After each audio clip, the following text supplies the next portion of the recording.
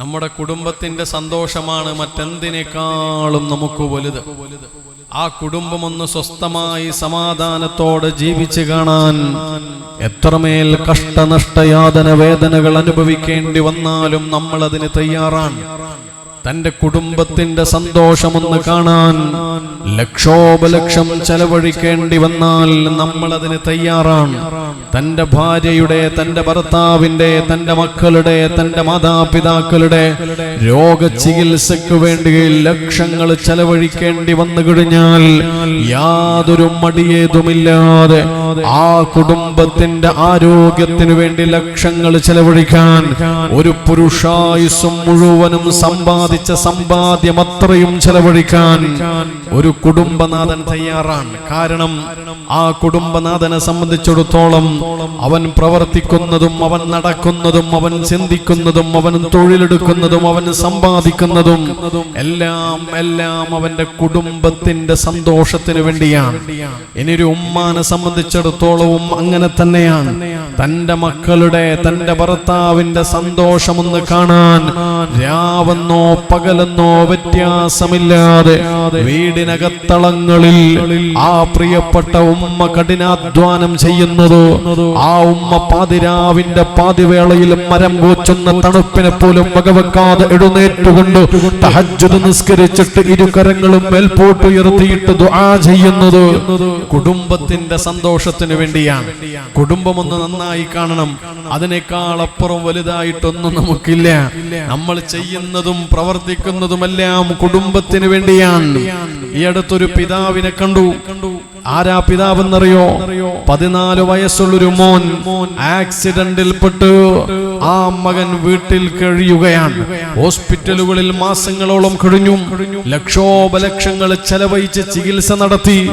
അങ്ങനെ ഹോസ്പിറ്റലിൽ നിന്ന് തിരിച്ചു കൊണ്ടുവന്ന് വീട്ടിൽ കിടത്തിയിരിക്കുകയാണ്.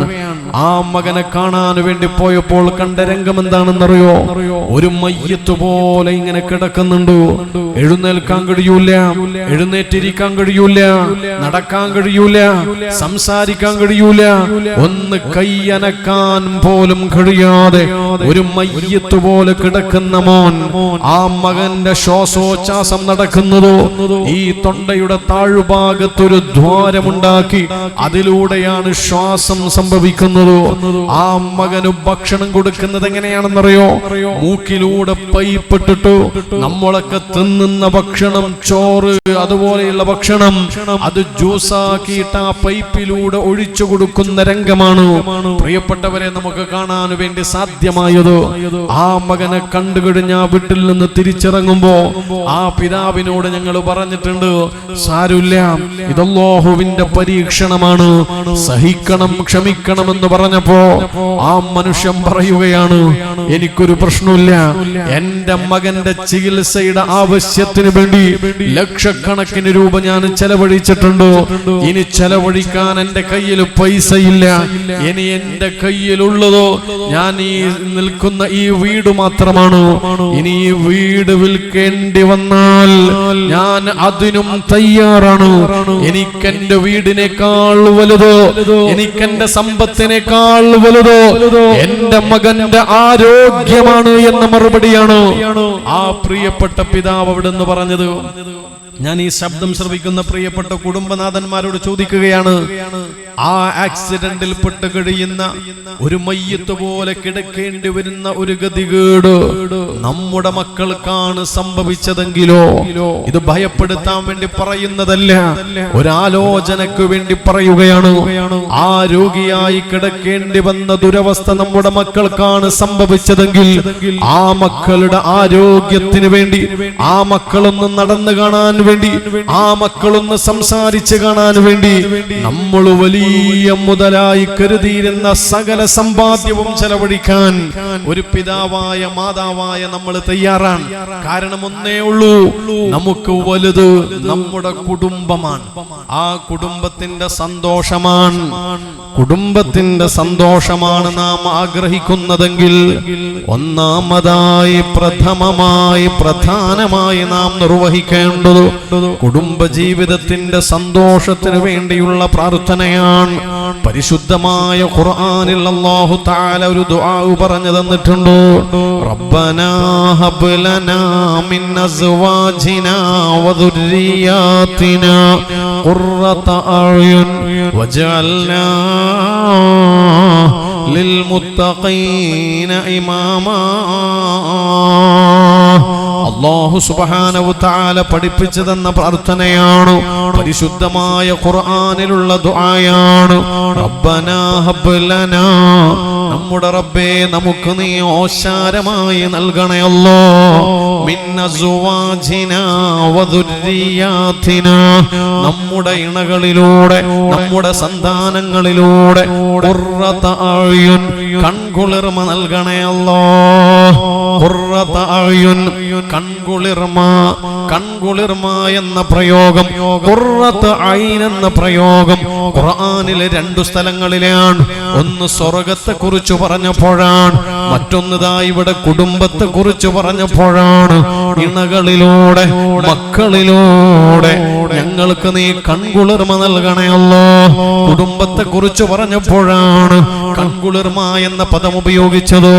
അതുപോലെ സ്വർഗ്ഗത്തെ കുറിച്ച് പറഞ്ഞപ്പോഴും സ്വർഗ്ഗത്തിലേക്ക് പ്രവേശിച്ചു കഴിഞ്ഞാൽ മാലാ ഐനുൻ റഅത് വലാ ഉദുനുൻ സമിഅത് വലാ ഖതറ അലാ ഖൽബി ബശർ, ഒരു മനുഷ്യന്റെ കണ്ണുകൊണ്ടും ഇന്നേ വരെ കണ്ടിട്ടില്ലാത്തത്, ഒരു കാതുകൊണ്ടും ഇന്നേ വരെ കേട്ടിട്ടില്ലാത്തത്, ഒരു മനുഷ്യന്റെ ചിന്താമണ്ഡലങ്ങളിലൂടെ ഇന്നേ വരെ കടന്നു വന്നിട്ടില്ലാത്ത അത്രമേൽ മനോഹരമായ സംവിധാനങ്ങളാണ് അല്ലാഹു സുബ്ഹാനഹു തആല സ്വർഗ്ഗത്തിൽ സംവിധാനിച്ചു വെച്ചതെങ്കിലോ ആ സ്വർഗ്ഗത്തിലേക്ക് പ്രവേശിക്കുന്ന നേരത്താണ് ഒരു മനുഷ്യന് കൺകുളിർമയുണ്ടാകുന്നത്. കൺകുളിർമ. സ്വർഗ്ഗത്തിലേക്ക് പ്രവേശിക്കുമ്പോൾ എത്രമാത്രം നിനക്ക് കൺകുളിർമയുണ്ടാകുന്നുണ്ടോ അത്രമേൽ കൺകുളിർമയായിരിക്കണം നിന്റെ കുടുംബത്തിലേക്ക് പ്രവേശിക്കുന്ന നേരത്തിന് നിനക്കുണ്ടാവേണ്ടത്.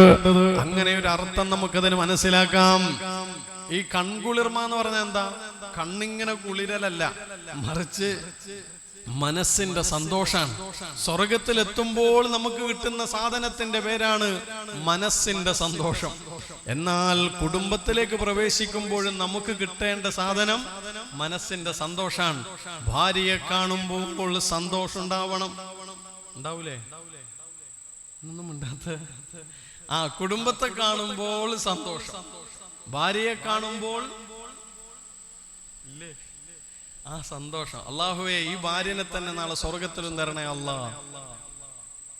ഉള്ളന്നെ മുമ്പൊരു ഭർത്താവിനോട് ഭാര്യ പറഞ്ഞു, ഇതാ നിങ്ങൾ സ്വർഗത്തിൽ പോകുമ്പോൾ ഞാനും നിങ്ങളെ കൂടെ തന്നെ വരും. അന്നേരം തന്നെ ഭർത്താവ് പറഞ്ഞു, പിന്നെ ഞാൻ എന്തിനാ പോകുന്നത്? അങ്ങനെയാണ് നമ്മുടെ ദാമ്പത്യ ജീവിതം അല്ലല്ലോ. ഈ ഭാര്യനെ തന്നെ നാളെ സ്വർഗത്തിലും തരണേ അല്ലാഹ്. നിങ്ങൾ എന്തിനാ ആമീൻ പറഞ്ഞേ? ഈ ഭാര്യനെ തന്നെ നാളെ സ്വർഗത്തിൽ തരണം, ഈ ഭർത്താവിനെ തന്നെ നാളെ സ്വർഗത്തിൽ തരണം. അങ്ങനെ ദ്വാ ചെയ്യുന്ന ഒരു മാനസികാവസ്ഥ ഉണ്ടാവണം. ഇത് ഇവിടുന്ന് ചിലപ്പോൾ നമ്മൾ ദ്വാരക്കുമ്പോൾ നിങ്ങൾ ആമീനെല്ലാം പറഞ്ഞെന്ന് വരും, പക്ഷെ ഒറ്റക്കിരുന്ന് ദ്വാരക്കൂലേ? തഹജ്ജുദ് നിസ്കാരം കഴിഞ്ഞ് ഒലിച്ചിറങ്ങുന്ന കണ്ണീർ കണങ്ങളെ സാക്ഷിയാക്കി അല്ലാഹു ദുആ സ്വീകരിക്കാൻ ഏറെ സാധ്യതയുള്ള നേരം, ആ നേരത്തു നീ പറയണം, അല്ലാഹ് ഈ ഭാര്യയെ തന്നെ, ഈ ഭർത്താവിനെ തന്നെ നാളെ സ്വർഗത്തിലും ഇണയായി നൽകണേ അല്ലാഹ്.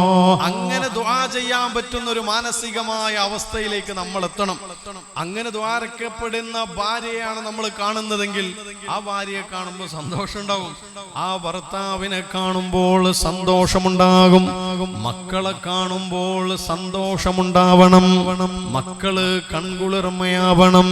സ്വർഗത്തിലേക്ക് പോകുമ്പോൾ എത്രമാത്രം സന്തോഷമുണ്ടാകുന്നു അത്രമേൽ സന്തോഷമായിരിക്കണം ഭാര്യയെ സമീപിക്കുമ്പോ, ഭർത്താവിനെ സമീപിക്കുമ്പോ, മക്കളെ കാണുമ്പോൾ, മാതാപിതാക്കളെ കാണുമ്പോൾ നമുക്കുണ്ടാവേണ്ടത് അങ്ങനെ തന്നെ ആയിരിക്കണം.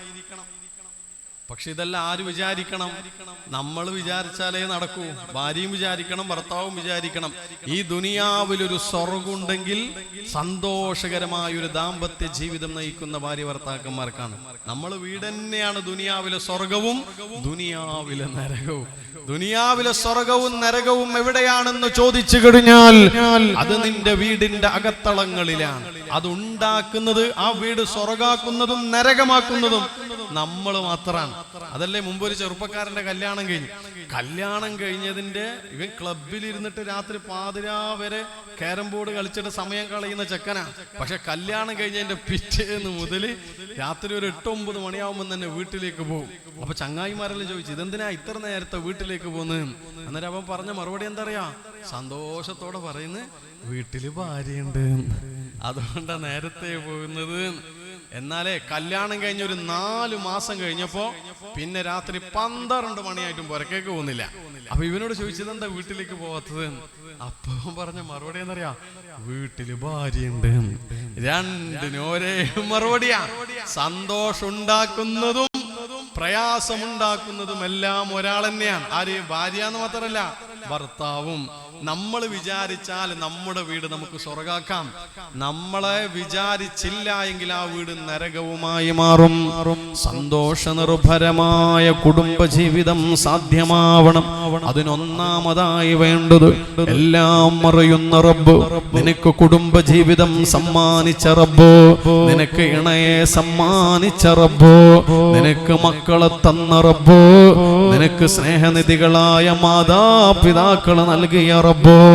ആ റബ്ബിനോട് ഇരു കരങ്ങളും മേൽപോട്ടുയർത്തിയിട്ട് ദുആ ചെയ്യണം. റബ്ബനാ ഹബ് ലനാ മിൻ അസ്വാജിനാ വദുർരിയാതിനാ ഖുർറത അയുൻ വജഅൽനാ ലിൽ മുത്തഖീന ഇമാമാ. ഈ സദസ്സിൽ കല്യാണം കഴിഞ്ഞ മക്കളുള്ള ഏതെങ്കിലും ആണും പെണ്ണും ഈ സദസ്സിലിരിക്കുന്നുണ്ടെങ്കിലോ ഭൂരിഭാഗം ആളുകളും അങ്ങനെയുള്ളവരാണ്. ഇൻഷാ അല്ലാഹ് ഇന്ന് ഈ സദസ്സിൽ വെച്ചൊരു തീരുമാനമെടുക്കണം. എല്ലാ ദിവസവും ഒരു തവണയെങ്കിലും ഈ ദുആ ഞാൻ നിർവഹിക്കുമെന്നോ. ഇത് വിശുദ്ധമായ ഖുർആനിലെ ആയത്താണ്. ഓരോ അക്ഷരത്തിനും 10 നന്മകൾ പ്രതിഫലം ലഭ്യമാകുന്ന ആയത്താണ്. തീർന്നില്ല, അല്ലാഹു പരിശുദ്ധമായ ഖുർആനിൽ പരിചയപ്പെടുത്തിയ പ്രാർത്ഥനയാണ്. ഈ പ്രാർത്ഥന ദിവസവും ഒരു തവണയെങ്കിലും പതിവാക്കുകയാണെങ്കിലോ, ആ ഏതെങ്കിലും ഒരു ദിവസത്തിലെ ഏതെങ്കിലും ഈ ഒരു പ്രാർത്ഥന അല്ലാഹു സ്വീകരിച്ചു കഴിഞ്ഞാൽ പിന്നെ നമ്മുടെ മക്കൾ വഴിതെറ്റുകയില്ല. പിന്നെ കുടുംബജീവിതത്തിൽ പ്രയാസങ്ങൾ ഉണ്ടാവില്ല. കാരണം കുടുംബജീവിതം ഭാര്യയും ഭർത്താവും മക്കളും കൺകുളിർമയാവാൻ വേണ്ടിയുള്ള പ്രാർത്ഥനയാണ്. അല്ലാഹു സ്വീകരിച്ചു കഴിഞ്ഞാൽ പിന്നെ നമ്മുടെ വീട് സ്വർഗമാണ്. നമ്മുടെ കുടുംബ ജീവിതം സന്തോഷ നിർഭരമാണ്. ഇന്ന് ഈ വഅലിന്റെ സദസ്സിൽ വെച്ചൊരു തീരുമാനമെടുക്കൂ. ഇൻഷാ അല്ലാഹ് ഇനി അങ്ങോട്ട് ദിവസവും ഒരു തവണയെങ്കിലും ഞാൻ ഈ പ്രാർത്ഥന നിർവഹിക്കുമെന്നോ. ഈ പ്രാർത്ഥന എല്ലാ ദിവസവും ഒരു തവണ ചൊല്ലാൻ തയ്യാറുള്ളവർ ഒന്ന് വലത്തേക്ക് ഉയർത്തിയിട്ട് ഒരു ഇൻഷാ അല്ലാഹ് പറഞ്ഞേ. ഇൻഷാ അല്ലാഹ് പുരുഷന്മാരൊക്കെ കൈ ഉയർത്തിയിട്ട് ഇൻഷാ അല്ലാഹ് പറഞ്ഞു. സ്ത്രീകളും അതുപോലെ ഇൻഷാ അല്ലാഹ് എന്ന് പറയണം. റബ്ബനാ ഹബ് ലനാ. ഒന്നൊരുമിച്ച് എന്റെ കൂടെ ചൊല്ലിക്കോ. നാളെ രാവിലെ എഴുന്നേൽക്കുന്ന നേരത്ത് ഏത് ദുആയാണ് പറഞ്ഞത് എന്നിങ്ങനെ അന്താളിച്ച് നിൽക്കേണ്ടതില്ല. ഓർമ്മയോടുകൂടി പറയാൻ സാധ്യമാവണം. റബ്ബനാ ഹബ് ലനാ മിൻ അസ്വാജിനാ വദുർരിയാതിനാ ഖുർറത അയുൻ വജഅൽനാ ലിൽ മുത്തഖീന ഇമാമാ. അപ്പോൾ കുടുംബജീവിതത്തിന്റെ സന്തോഷത്തിന് വേണ്ടി ഒന്നാമതായി വേണ്ടത് പ്രാർത്ഥനയാണ്. ഇനി രണ്ടാമത്തെ കാര്യം പറയാം. അത് മറ്റൊന്നുമല്ല, നമ്മുടെ മനസ്സിലുള്ള സ്നേഹം അത് പ്രകടിപ്പിക്കുക എന്നതാണ്. ഭാര്യയോട്, ഭർത്താവിനോട്, മക്കളോട്, മാതാപിതാക്കളോട് സ്നേഹം നന്നായി പ്രകടിപ്പിക്കാൻ കഴിയണം. എല്ലാവരും പരസ്പരം സ്നേഹം പ്രകടിപ്പിക്കണം. സ്നേഹിക്കണമെന്ന് ഞാൻ പറയൂല, കാരണം നമുക്ക് സ്നേഹം കൂടുതലാണ്. പക്ഷെ ഇപ്പൊ ഇല്ലാത്തൊരു സാധനം സ്നേഹപ്രകടനമാണ്. സ്നേഹപ്രകടനം കൂടണം. ഒരു കൗമാര പ്രായത്തിലേക്ക് മക്കൾ വളർന്നു വരുമ്പോഴേക്ക് സ്നേഹം പ്രകടനം കുറയുന്നുണ്ട്. വെറുതെ പറയുന്നതല്ല. ഞാനിതൊക്കെ പറയുമ്പോ വയസ്സായ ഉമ്മാമാട് ഇരുന്നിട്ട് ചിന്തിക്കുന്നുണ്ടാവും, ഈ വയസ്സാം കാലത്തിന് എന്തിനാ പ്രകടിപ്പിക്കേണ്ട ആവശ്യമുണ്ടോ? ഉമ്മാമ, സ്നേഹം നല്ലോണം പ്രകടിപ്പിച്ചോ. മിന്നാനത്തെ പത്രത്തിലുണ്ട് ഉപ്പാപ്പ ഒളിച്ചോടി പോയത്. ഇതൊക്കെ മരിക്കുന്നത് വരെ ഒരുമിച്ച് ഉണ്ടാവണമെങ്കിൽ സ്നേഹം നല്ലോണം പ്രകടിപ്പിച്ചോ. പ്രകടിപ്പിക്കാതെ രക്ഷയില്ല. ഒരു സ്ഥലത്ത് പ്രസംഗിക്കാൻ വേണ്ടി പോയതാ. അപ്പൊ അവിടെ നിന്ന് ഒരു പെൺകുട്ടിയോട് സംസാരിക്കേണ്ടി വന്നു. 18 വയസ്സ് കഴിഞ്ഞ പെൺകുട്ടി, പക്ഷേ ഒരു ഒളിച്ചോടാൻ വേണ്ടി തീരുമാനിച്ചു നിൽക്കുന്ന പെൺകുട്ടി. ആ പെൺകുട്ടിയോട് ആ പ്രണയത്തിൽ നിന്ന് പെൺകുട്ടിയെ മാറ്റി നിർത്താൻ വേണ്ടി സംസാരിക്കേണ്ടി വന്നപ്പോ ആ പെൺകുട്ടി പറഞ്ഞ കാര്യം, ഒരിക്കലും ഞാൻ ആ ചെറുക്കനെ അല്ലാതെ വേറൊരാളെ കല്യാണം കഴിക്കൂല എന്നാണ്. സത്യത്തിൽ അത്ര വലിയ തീരുമാനമെടുത്തൊരു പെണ്ണിനോട് ഉമ്മാന്റെ സ്നേഹത്തിന്റെ കഥ പറഞ്ഞു കഴിഞ്ഞാൽ ആ ഏതൊരു പെണ്ണിന്റെയും മനസ്സ് മാറാറുണ്ട്. പക്ഷെ ഞാൻ ആ പെണ്ണിനോട് ഉമ്മാന്റെ കഥ പറഞ്ഞപ്പോ 18 വയസ്സ് കഴിഞ്ഞ എഡ്യൂക്കേറ്റഡ് ആയ പെണ്ണെന്നോട് പറഞ്ഞത്, നിങ്ങൾ ഏത് ഉമ്മാന്റെ കഥയാ പറയുന്ന? ഞാൻ പറഞ്ഞു, നിന്റെ ഉമ്മാന്റെ കഥ തന്നെയാണ്. അന്നേരമാണ് ആ പെണ്ണ് പറഞ്ഞത്, എന്റെ ഉമ്മാനെ എനിക്കിഷ്ടമല്ല. ഞാൻ ചോദിച്ചു, അതെന്തേ അങ്ങനെ? പെണ്ണ് പറഞ്ഞു, എന്റെ ഉമ്മാക്ക് എന്നെക്കാൾ ഇഷ്ടം എന്റെ അനുജനോടാണ്. സംഭവം എന്താണെന്നറിയോ? ഞാനത് വിശദീകരിക്കുന്നില്ല, കാര്യം പറഞ്ഞു തരാം. ചെറിയൊരു അനുജനുണ്ട്. അതുകൊണ്ട് തന്നെ ചെറിയ കുഞ്ഞായതുകൊണ്ട് തന്നെ ഈ ഉമ്മ കൂടുതൽ സ്നേഹം പ്രകടിപ്പിച്ചത് ചെറിയ കുഞ്ഞിനോടാണ്. അനിയനോട് അമിതമായ സ്നേഹപ്രകടനം. ഇത് കണ്ടപ്പോൾ മൂത്ത പെൺകുട്ടിയായി പെണ്ണ് മനസ്സിലാക്കുന്നത്, എന്റെ ഉമ്മാക്ക് എന്നെക്കാൾ ഇഷ്ടം എന്റെ അനിയനോടാണ്, എന്നോടൊരു ഇഷ്ടവുമില്ല എന്ന് മനസ്സിലാക്കുകയാണ്. ആ ചിന്ത വളർന്നു വളർന്നു വളർന്നു ആ പെണ്ണിന് ഉമ്മയോട് ദേഷ്യമായി, ആ അനിയനോടും ദേഷ്യമായി. ഒടുക്കം ഏതോ ഒരാൾ സ്നേഹവുമായി പ്രേമവുമായി കടന്നു വന്നപ്പോ അവന്റെ പിന്നാലെ കടന്നു പോവുകയാണ്. എന്റെ പ്രിയപ്പെട്ടവരെ, ആലോചിച്ചോ, പ്രകടിപ്പിച്ചാൽ മാത്രം തിരിച്ചറിയപ്പെടുന്ന 2 കാര്യങ്ങളുണ്ട്. അതിലൊന്ന് സ്നേഹമാണ്, മറ്റൊന്ന് നന്ദിയാണ്. നമുക്കൊരാളോട് നന്ദിയുണ്ടെങ്കിൽ ആ നന്ദി പ്രകടിപ്പിച്ചാലേ തിരിച്ചറിയുകയുള്ളൂ. സ്നേഹം അത് പ്രകടിപ്പിച്ചാലേ തിരിച്ചറിയപ്പെടുകയുള്ളൂ. ഇപ്പോ ചെറിയ കുഞ്ഞിനോടുള്ള സ്നേഹം, ഈ ഇരിക്കുന്ന ഉമ്മമാരെന്നൊന്ന് ആലോചിച്ച് നോക്കിയാ. നിങ്ങളെ കൂടെ വയല് കേൾക്കാൻ വേണ്ടി വന്ന 3 വയസ്സുള്ള മോള്, എത്ര വയസ്സ്? 3 വയസ്സുള്ള മോള് ഈ വയല് കേൾക്കാൻ വേണ്ടി വന്നിടത്തുനിന്ന് ഓടിച്ചാടി കളിച്ചു. ഓടുന്ന സമയത്ത് വീണുപോയി. സങ്കല്പിക്കുക, അങ്ങനെ വീണുപോയാൽ ഈ ഉമ്മ എന്താ ചെയ്യാ? അടിക്കുന്ന 3 വയസ്സുള്ള കുട്ടീനെ ആ ഉമ്മ ഓടിപ്പോവും. എന്നിട്ടോ കുഞ്ഞിനെ വാരിയെടുക്കും. എന്നിട്ട് എന്താ ചെയ്യാ? തടവിക്കൊടുക്കും. എന്നിട്ട് ഉമ്മ ഒരു വാക്ക് പറയും സമാധാനിപ്പിക്കാൻ. എന്താ പറയാ? സാരമില്ല എന്ന് പറയും. എന്നിട്ടും കുട്ടിന്റെ ബേജാറ് തീരൂല. ആ കുട്ടി ഇങ്ങനെ നെഞ്ചോട് ചേർത്തു പിടിക്കും, കവിളത്തൊരു മുത്തം നൽകും. അതോടുകൂടി കുട്ടിക്ക് സമാധാനാവും. ഇനി ഇങ്ങനെ ഒന്ന് ആലോചിച്ച് നോക്കിയാ, വയല് കേൾക്കാൻ വേണ്ടി വന്ന 13 വയസ്സുള്ള മോള്, ഈ അല്ലെങ്കിൽ 15 വയസ്സുള്ള മോളാണ് ഓടുമ്പം വീണുപോയത്. ഉമ്മ എന്താ ചെയ്യാ? സാരമില്ല മോളെ എന്ന് പറയുക? ഇല്ല, കൊടുക്കും. നേരത്തെ പറഞ്ഞ പോലെ 2 അടി എക്സ്ട്രാ. എന്നിട്ട് പറയും, അലാക്കിന്റെ ഓട്ടാ നിങ്ങക്ക് അങ്ങ് തന്നെ വേണമെന്ന് പറയും.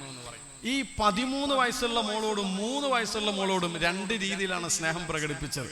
നമ്മൾ മനസ്സിലാക്കേണ്ട ഒരു കാര്യം, കൗമാരപ്രായത്തിലുള്ള ആൺകുട്ടിയാവട്ടെ പെൺകുട്ടിയാവട്ടെ, അവരേറ്റവും കൂടുതൽ അത് ആഗ്രഹിക്കുന്നുണ്ട്, സ്നേഹമെന്നത്. അത് പ്രകടിപ്പിച്ചാൽ മാത്രമേ അവർക്ക് തിരിച്ചറിയപ്പെടുകയുള്ളൂ. സ്നേഹം നന്നായി പ്രകടിപ്പിക്കുക, അങ്ങോട്ടും ഇങ്ങോട്ടും എല്ലാവരോടും. അവനവന്റെ ഉപ്പയോട്, അവനവന്റെ ഉമ്മയോട് സ്നേഹം നന്നായി പ്രകടിപ്പിക്കുക. പ്രകടിപ്പിച്ചാലേ സ്നേഹം തിരിച്ചറിയപ്പെടുകയുള്ളൂ. ആ സ്നേഹപ്രകടനത്തിന് ചില 2-3 കാര്യങ്ങൾ പറയാം. അതിലൊന്നാമത്തേത്, സ്നേഹപ്രകടനത്തിന് വേണ്ടി സ്നേഹം നന്നായി പ്രകടിപ്പിക്കാൻ സലാം പറയുന്ന നേരം കൈപിടിക്കുക. മക്കളോട് സലാം പറയുന്ന നേരം കൈപിടിക്കുക. ഉപ്പ മോനോട് സലാം പറയുമ്പോൾ കൈപിടിക്കലുണ്ടോ? മോനെ നിന്റെ ഉപ്പയോട് സലാം പറയുന്ന നേരം നീ കൈപിടിക്കലുണ്ടോ? മോനെ നിന്റെ ഉമ്മയോട് സലാം പറയുന്ന നേരം നീ കൈപിടിക്കലുണ്ടോ? 10ലും +1ലും +2വിലും പഠിക്കുന്ന പൊന്നുമോള് എല്ലാ ദിവസവും കോളേജിലേക്ക് സ്കൂളിലേക്ക് പോകാൻ വേണ്ടി വീട്ടിൽ നിന്നിറങ്ങുന്ന നേരം നിന്റെ പ്രിയപ്പെട്ട ഉമ്മയോട് നീ സലാം പറയാറുണ്ടോ? പക്ഷെ ആ സലാം പറയുന്ന നേരം നീ കൈപിടിക്കാറുണ്ടോ? ആലോചിക്ക്. സലാം പറയുന്ന നേരം കൈപിടിക്കലുണ്ടോ? ഭർത്താവിനോട്, പെണ്ണുങ്ങന്മാര് ചിന്തിക്ക്, ഭർത്താവിനോട് സലാം പറയുമ്പോൾ കൈപിടിക്കലുണ്ടാ? നിങ്ങൾ ഭാര്യയോട് സലാം പറയുമ്പോൾ കൈപിടിക്കലുണ്ടോ? ഭാര്യയോട് സലാം പറയുന്ന നേരത്തിൽ കൈപിടിക്കുന്ന ഭർത്താക്കന്മാരൊന്ന് കൈപൊക്കിയാട്ടെ. ആരുമില്ലല്ല. അതങ്ങനെയാണ് പെണ്ണുങ്ങന്മാർ. സലാം തന്നെ പറയലുണ്ടെന്ന് ചോദിക്കുന്നത്. സലാം പറയൂ. സലാം പറയുന്നതിന് ഒരു കുഴപ്പമില്ല, സലാം എന്തായാലും പറയും അല്ലെ. പക്ഷെ കൈപിടിക്കുക എന്ന സംഗതിയാണ് ഇല്ലാത്തത്. ഞാൻ സലാം പറയണമെന്നല്ല പറഞ്ഞത്, നിങ്ങൾ സലാം പറയലുണ്ട്. നേരത്തെ ഞാൻ പറഞ്ഞു സ്നേഹിക്കണമെന്ന് ഞാൻ പറയുന്നില്ല, നിങ്ങൾ സ്നേഹിക്കലുണ്ട്. എന്ത് വേണം? സ്നേഹം പ്രകടിപ്പിക്കണം. സലാം പറയണമെന്ന് ഞാൻ പറയൂല, കാരണം നിങ്ങൾ സലാം പറയലുണ്ട്. പക്ഷെ എന്ത് വേണം? സലാം പറയുന്ന നേരം കൈപിടിക്കണം. ഇനി ഈ വയലെല്ലാം കേട്ട നമ്മളെ പെണ്ണുങ്ങന്മാര് വീട്ടിലേക്ക് പോകും. നാളെ വൈകുന്നേരം പുരക്കെ ഇങ്ങനെ ഇരിക്കുമ്പോ ജോലിയെല്ലാം കഴിഞ്ഞ് വയലിൽ നിന്നും വരാത്ത മാപ്പിള ജോലിയെല്ലാം കഴിഞ്ഞ് പുരക്കേക്ക് ഇങ്ങനെ കയറി വരും. അപ്പൊ വയല് കേട്ട ഹാങ് ഓവറിൽ ഈ പെണ്ണുങ്ങൾ കൈ നീട്ടിയിട്ട് മാപ്പിളിനോട് അസ്സലാമു അലൈക്കും. അന്നേരം തന്നെ ഭർത്താവ് പറയും നിനക്ക് പിരാന്തായിന, ഉറപ്പായിട്ടും ചോദിക്കും. പക്ഷെ അത് ഒരു തവണയെ ചോദിക്കും, പിന്നെ ചോദിക്കൂല. അതുകൊണ്ട് ഇൻഷാ അല്ലാഹ് കൈ പിടിച്ചിട്ട് തന്നെ സലാം പറയണം. ഫാത്തിമ ബീവി എന്ന പൊന്നുമോൾ അല്ലാഹുവിന്റെ ഹബീബ് എന്ന പിതാവിനെ കാണുന്ന നേരം സലാം പറയുന്ന നേരം കൈപിടിക്കുമായിരുന്നു. ആയിഷ ബീവി റളിയല്ലാഹു അൻഹ പുന്നാര നബി തങ്ങളോട് സലാം പറയുന്ന നേരം കൈപിടിക്കുമായിരുന്നു. കൈപിടിച്ചിട്ട് തന്നെ സലാം പറയണം. ഈ ക്ലാസ്സിലിരിക്കുന്ന ഈ വഅള് കേൾക്കുന്ന ഏതൊരു ആൺകുട്ടിയും പെൺകുട്ടിയും ഇൻഷാ അല്ലാഹ് ഇന്നു മുതൽ ഒരു തീരുമാനമെടുക്കണം. ഇനി ഞാൻ മദ്രസയിലേക്ക് പോകുമ്പോ, സ്കൂളിലേക്ക് പോകുമ്പോ സലാം പറയുന്ന നേരം എന്റെ ഉമ്മയോട് ഉപ്പയോട് സലാം പറയുന്ന നേരം കൈപിടിക്കുമെന്ന് അല്ലാഹു തൗഫീഖ് നൽകട്ടെ. ഏറ്റവും കൂടുതൽ ഹദീസുകൾ റിപ്പോർട്ട് ചെയ്ത സ്വഹാബിയാണ് മഹാനായ അബൂ ഹുറൈറ റളിയല്ലാഹു അൻഹു. അബൂ ഹുറൈറ റളിയല്ലാഹു അൻഹു എല്ലാ ദിവസവും രാവിലെ വീട്ടിൽ നിന്ന് പുറത്തേക്ക് ഇറങ്ങുമ്പോ തൊട്ടപ്പുറത്തെ വീട്ടിലാണ് മഹാനവറുകളുടെ ഉമ്മ താമസിക്കുന്നത്. ആ ഉമ്മാന്റെ വീട്ടിലേക്ക് പോകും. വീട്ടിൽ നിന്ന് പുറത്തിറങ്ങിയാൽ ആദ്യം ചെയ്യുന്നത് അയൽപക്കത്തുള്ള ഉമ്മാന്റെ വീട്ടിലേക്ക് പോവലാണ്. എന്നിട്ട് ആ ഉമ്മാന്റെ അരികെ ചെന്നിരിക്കും. ആ വയസ്സായ രോഗിയായ ഉമ്മയുടെ അരികെ ചെന്നിരുന്നിട്ട് അസ്സലാമു അലൈക്കും ആ ഉമ്മയുടെ കൈ പിടിച്ചുകൊണ്ട് സലാം പറയും. ആ ഉമ്മ സലാം മടക്കുകയും ചെയ്യും.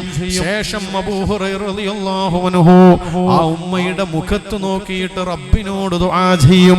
അല്ലാഹുവേ, എന്റെ ഉമ്മ എന്റെ ചെറിയ പ്രായത്തിൽ എനിക്ക് ഗുണം ചെയ്തു തന്നതുപോലെ ഈ ഉമ്മാന്റെ വയസ്സായ സമയത്ത് ഈ ഉമ്മയോട് നീ കരുണ കാണിക്കണേ അല്ലാ.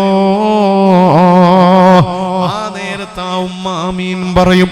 ശേഷം ആ ഉമ്മ ദുആ ചെയ്യും.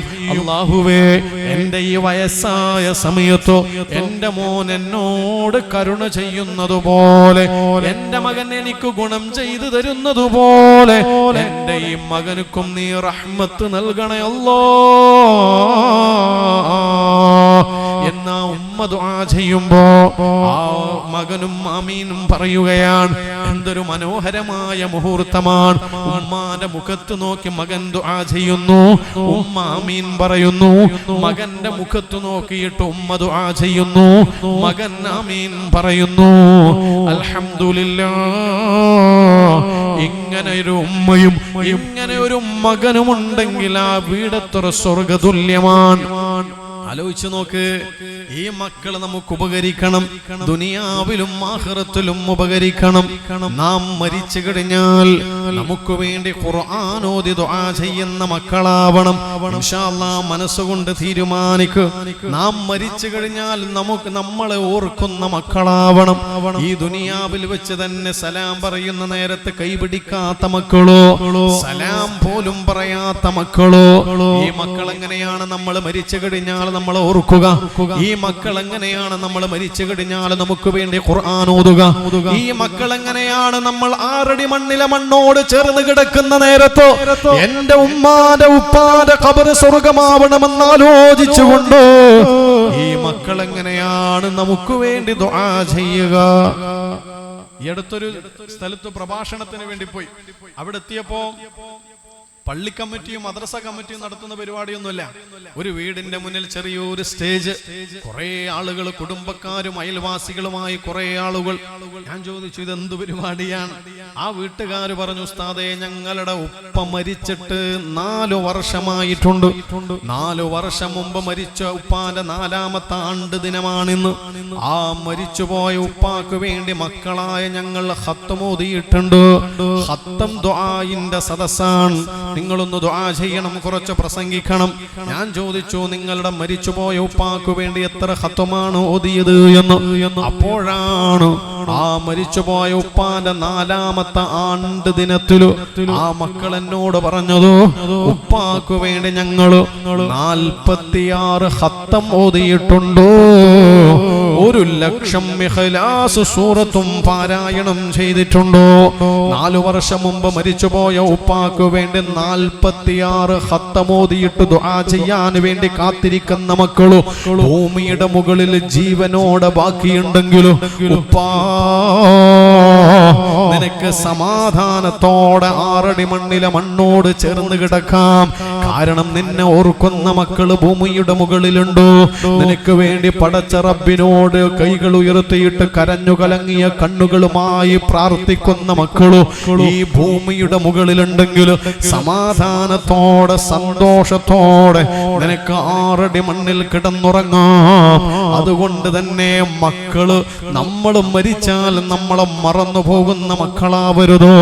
അതിന് ഈ ദുനിയാവിൽ ജീവിച്ചിരിക്കുന്ന സമയത്ത് തന്നെ മക്കളെ ഗുണദോഷിക്കാൻ, മക്കളുടെ ഗുണം പറഞ്ഞു കൊടുക്കാൻ, മക്കളുടെ ദോഷം പറഞ്ഞത് തിരുത്തി കൊടുക്കാൻ എന്റെ പ്രിയപ്പെട്ട രക്ഷിതാക്കളെ സാധ്യമാവണം. പടച്ച റബ്ബിനോട് നമ്മൾ ദുആ ചെയ്യുകയും വേണം. ഈ മക്കള് ദുനിയാവിലും ആഖിറത്തിലും ഉപകരിക്കുന്ന മക്കളാക്കണേ അല്ലാഹ്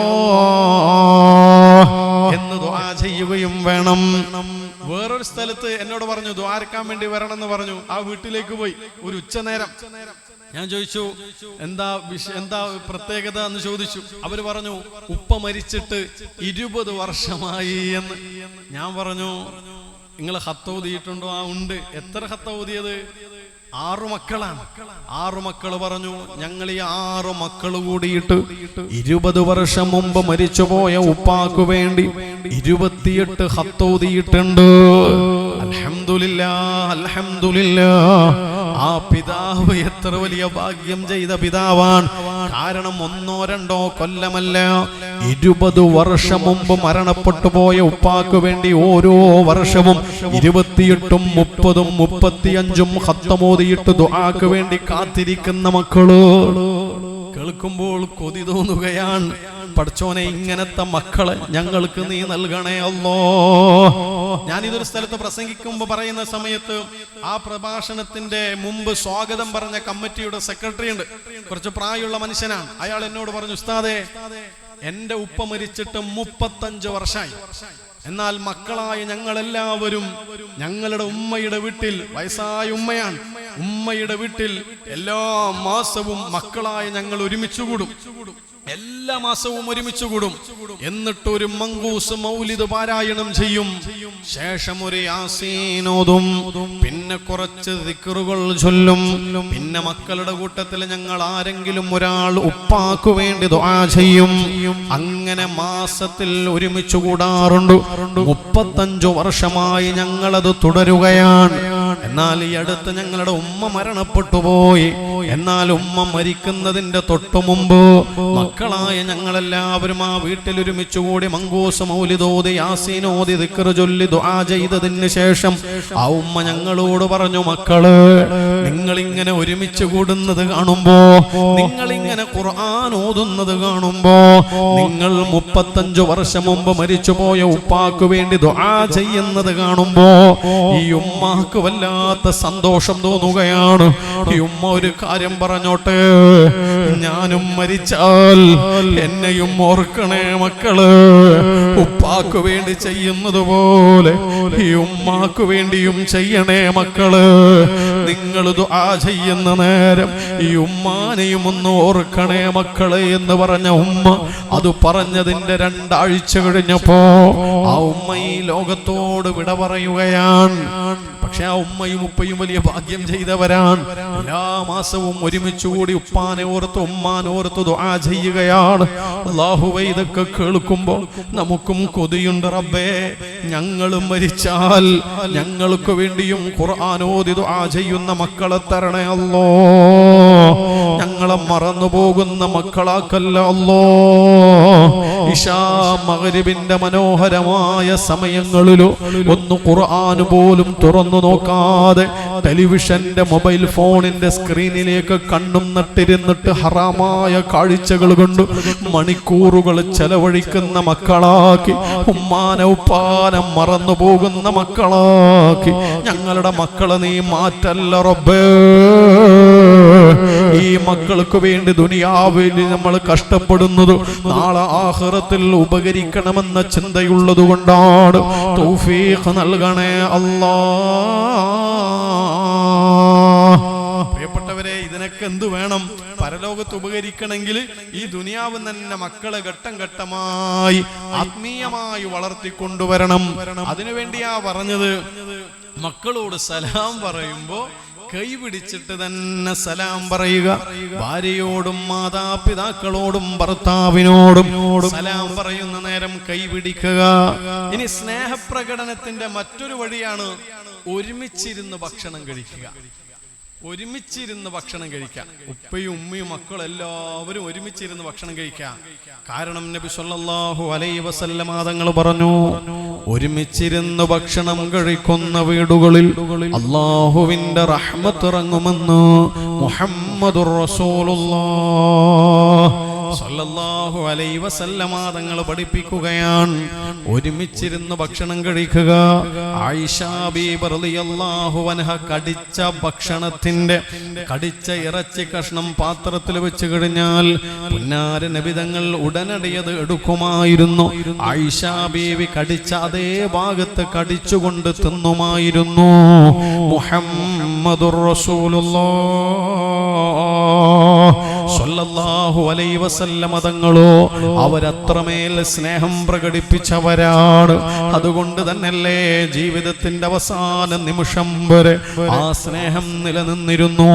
പുന്നാര നബി തങ്ങൾ തന്റെ 63-ാമത്തെ വയസ്സിൽ ഈ ലോകത്തോട് വിട പറയാൻ വേണ്ടി പോകുമ്പോ സക്കറാത്തിന്റെ ഹാലിലോ അവസാന നിമിഷങ്ങളിലോ ആയിഷ ബീവി എന്ന ഭാര്യയുടെ മടിയിൽ തലവെച്ചുകൊണ്ട് കിടക്കുന്ന നേരം, ഒന്ന് സംസാരിക്കാൻ പോലും പ്രയാസപ്പെടുന്ന നേരം, പുന്നാര നബി തങ്ങളുടെ അവസാന നിമിഷമാണ്.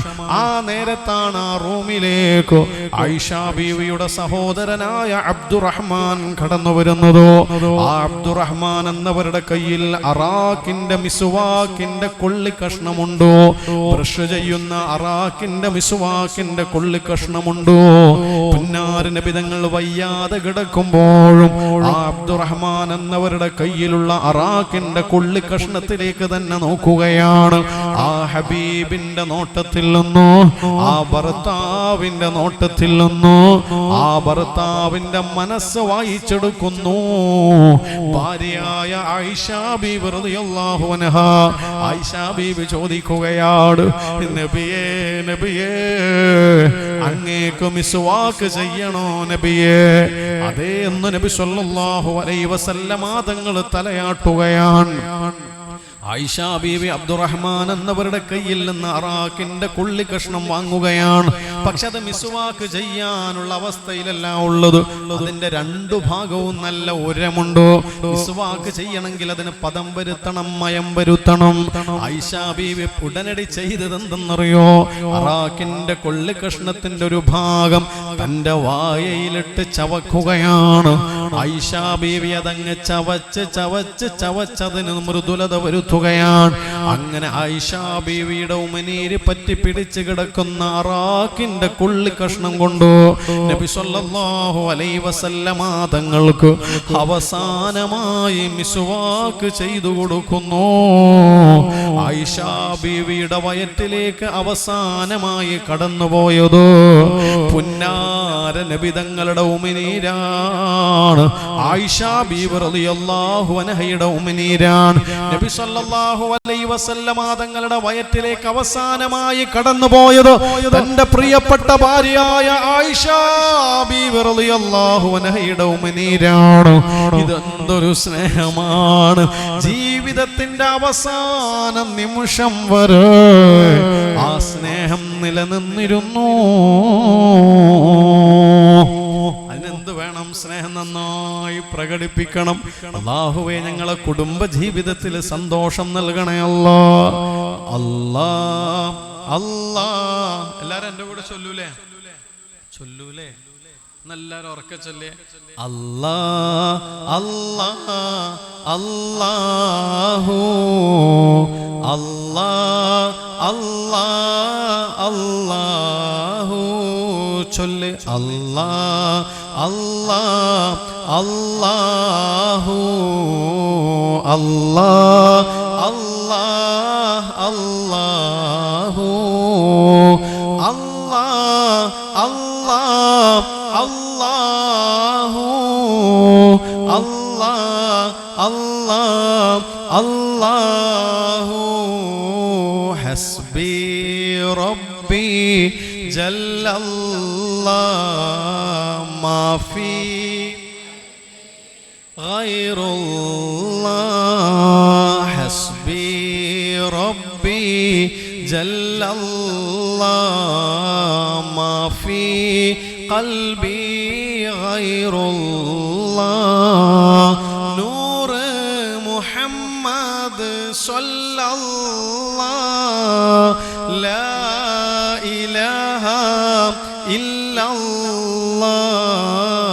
അല്ലാഹ് അല്ലാഹു അല്ലാഹ്. എല്ലാവരും ഒരു തവണ കൂടി അല്ലാഹ് എന്ന് പറഞ്ഞേ. ആണുങ്ങളും പെണ്ണുങ്ങളും എല്ലാവരും ഒരുമിച്ച് പറഞ്ഞേ. ഇനി ഒന്നിങ്ങനെ ആലോചിച്ച് നോക്കിയാ, ഉസ്താദുമാരോടല്ലേ, ബാക്കി നമ്മളെ പ്രിയപ്പെട്ടവരോട് ചോദിക്കാം. അല്ലാഹ് എന്ന് പറയുമ്പോൾ നാവിന്റെ അറ്റം മേലത്തെ പല്ലില്, ആ പല്ലിന്റെ ബാക്കില് മുട്ടുന്നുണ്ടോ ഇല്ലയോ എന്ന് ചിന്തിച്ചിട്ട് പറഞ്ഞേ. അല്ലാഹ്. ഒന്നുകൂടി പറഞ്ഞേ. മുട്ടുന്നില്ലേ? ഇല്ലേ? മുട്ടുന്നവര് കൈവോക്ക്, കൈതാക്ക്. നിങ്ങളിപ്പം പറഞ്ഞ അല്ലാഹ് തെറ്റാണ്. അല്ലാഹ് എന്ന് പറയുമ്പോ നാവിന്റെ അറ്റം മേലത്തെ പല്ലില് മുട്ടാനേ പാടില്ല. ഒന്ന് മുട്ടാണ്ട് പറഞ്ഞാട്ടെ. അപ്പൊ ഇത് മുട്ടണം. എവിടെയാ മുട്ടേണ്ടത്? നാവിന്റെ അറ്റം മേലത്തെ പല്ലിന് മുട്ടരുത്. പല്ലിന്റെ തൊട്ടടുത്തുള്ള നൊണ്ണ്, മോണ, ഊന് എന്നൊക്കെ പറയും. ശരിക്കും പറഞ്ഞാല് ഉമ്മമാര് ചിന്തിച്ചോ, അല്ലാന്ന് എഴുതുമ്പോ ആന്ന് എഴുതിയിട്ട് പിന്നെ ഏത് അക്ഷരം നമ്മൾ എഴുതാ? ലാമ്. ലാന്ന് പറഞ്ഞ എല്ലാരും ഇല്ലാന്നാ? ലാന്ന് പറഞ്ഞ എല്ലാരും ലാന്ന് പറയുമ്പോ നാവിന്റെ അറ്റം മേലത്തെ പല്ലിൽ മുട്ടുന്നുണ്ടാ? അതും മുട്ടുന്നുണ്ടാ? നല്ല മോനെ. ഒന്നും കൂടി പറഞ്ഞു നോക്കിയല്ല. നാവിന്റെ അറ്റം മേലത്തെ പല്ലിൽ മുട്ടുന്നുണ്ടാ? ഇല്ല. ഇല്ലല്ല, ഇല്ല. അപ്പൊ ലാ ലാ ലാ ലാ ആ സ്ഥലത്തുനിന്ന് വരണം. അല്ലാഹ് അല്ലാഹ് അല്ലാഹ് അല്ലാഹ്. മനസ്സിലായ? അപ്പൊ ഇന്ന് നമ്മൾ എന്ത് പഠിച്ച്? അല്ലാഹ് എന്ന് പറയാൻ പഠിച്ചല്ലേ. അങ്ങനെ എന്തെല്ലാം തെറ്റ് വരുന്നുണ്ടെന്ന് അറിയാം നമ്മളറിയാതെ. ഇപ്പൊ സൂറത്ത് ഫാത്തിഹയില് ഒരു അക്ഷരമുണ്ട്, സ്വാദിന്റെ മേലെ പുള്ളിയിട്ടത്. ഏതാ അക്ഷരം? ദ്വാദ്.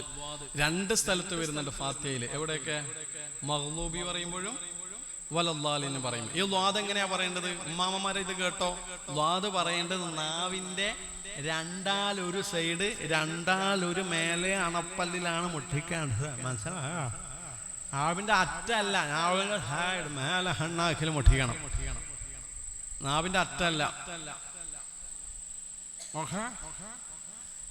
ഇതെല്ലാം കേൾക്കുമ്പോ ഉമ്മാമ ചിന്തിക്കും, അണപ്പല്ലില്ലാത്ത ഞാൻ എവിടെയാ മുട്ടിക്കണ്ടേ? നിങ്ങൾക്ക് പണ്ട് അണപ്പല്ലുള്ളിടത്ത് മുട്ടിച്ചോ?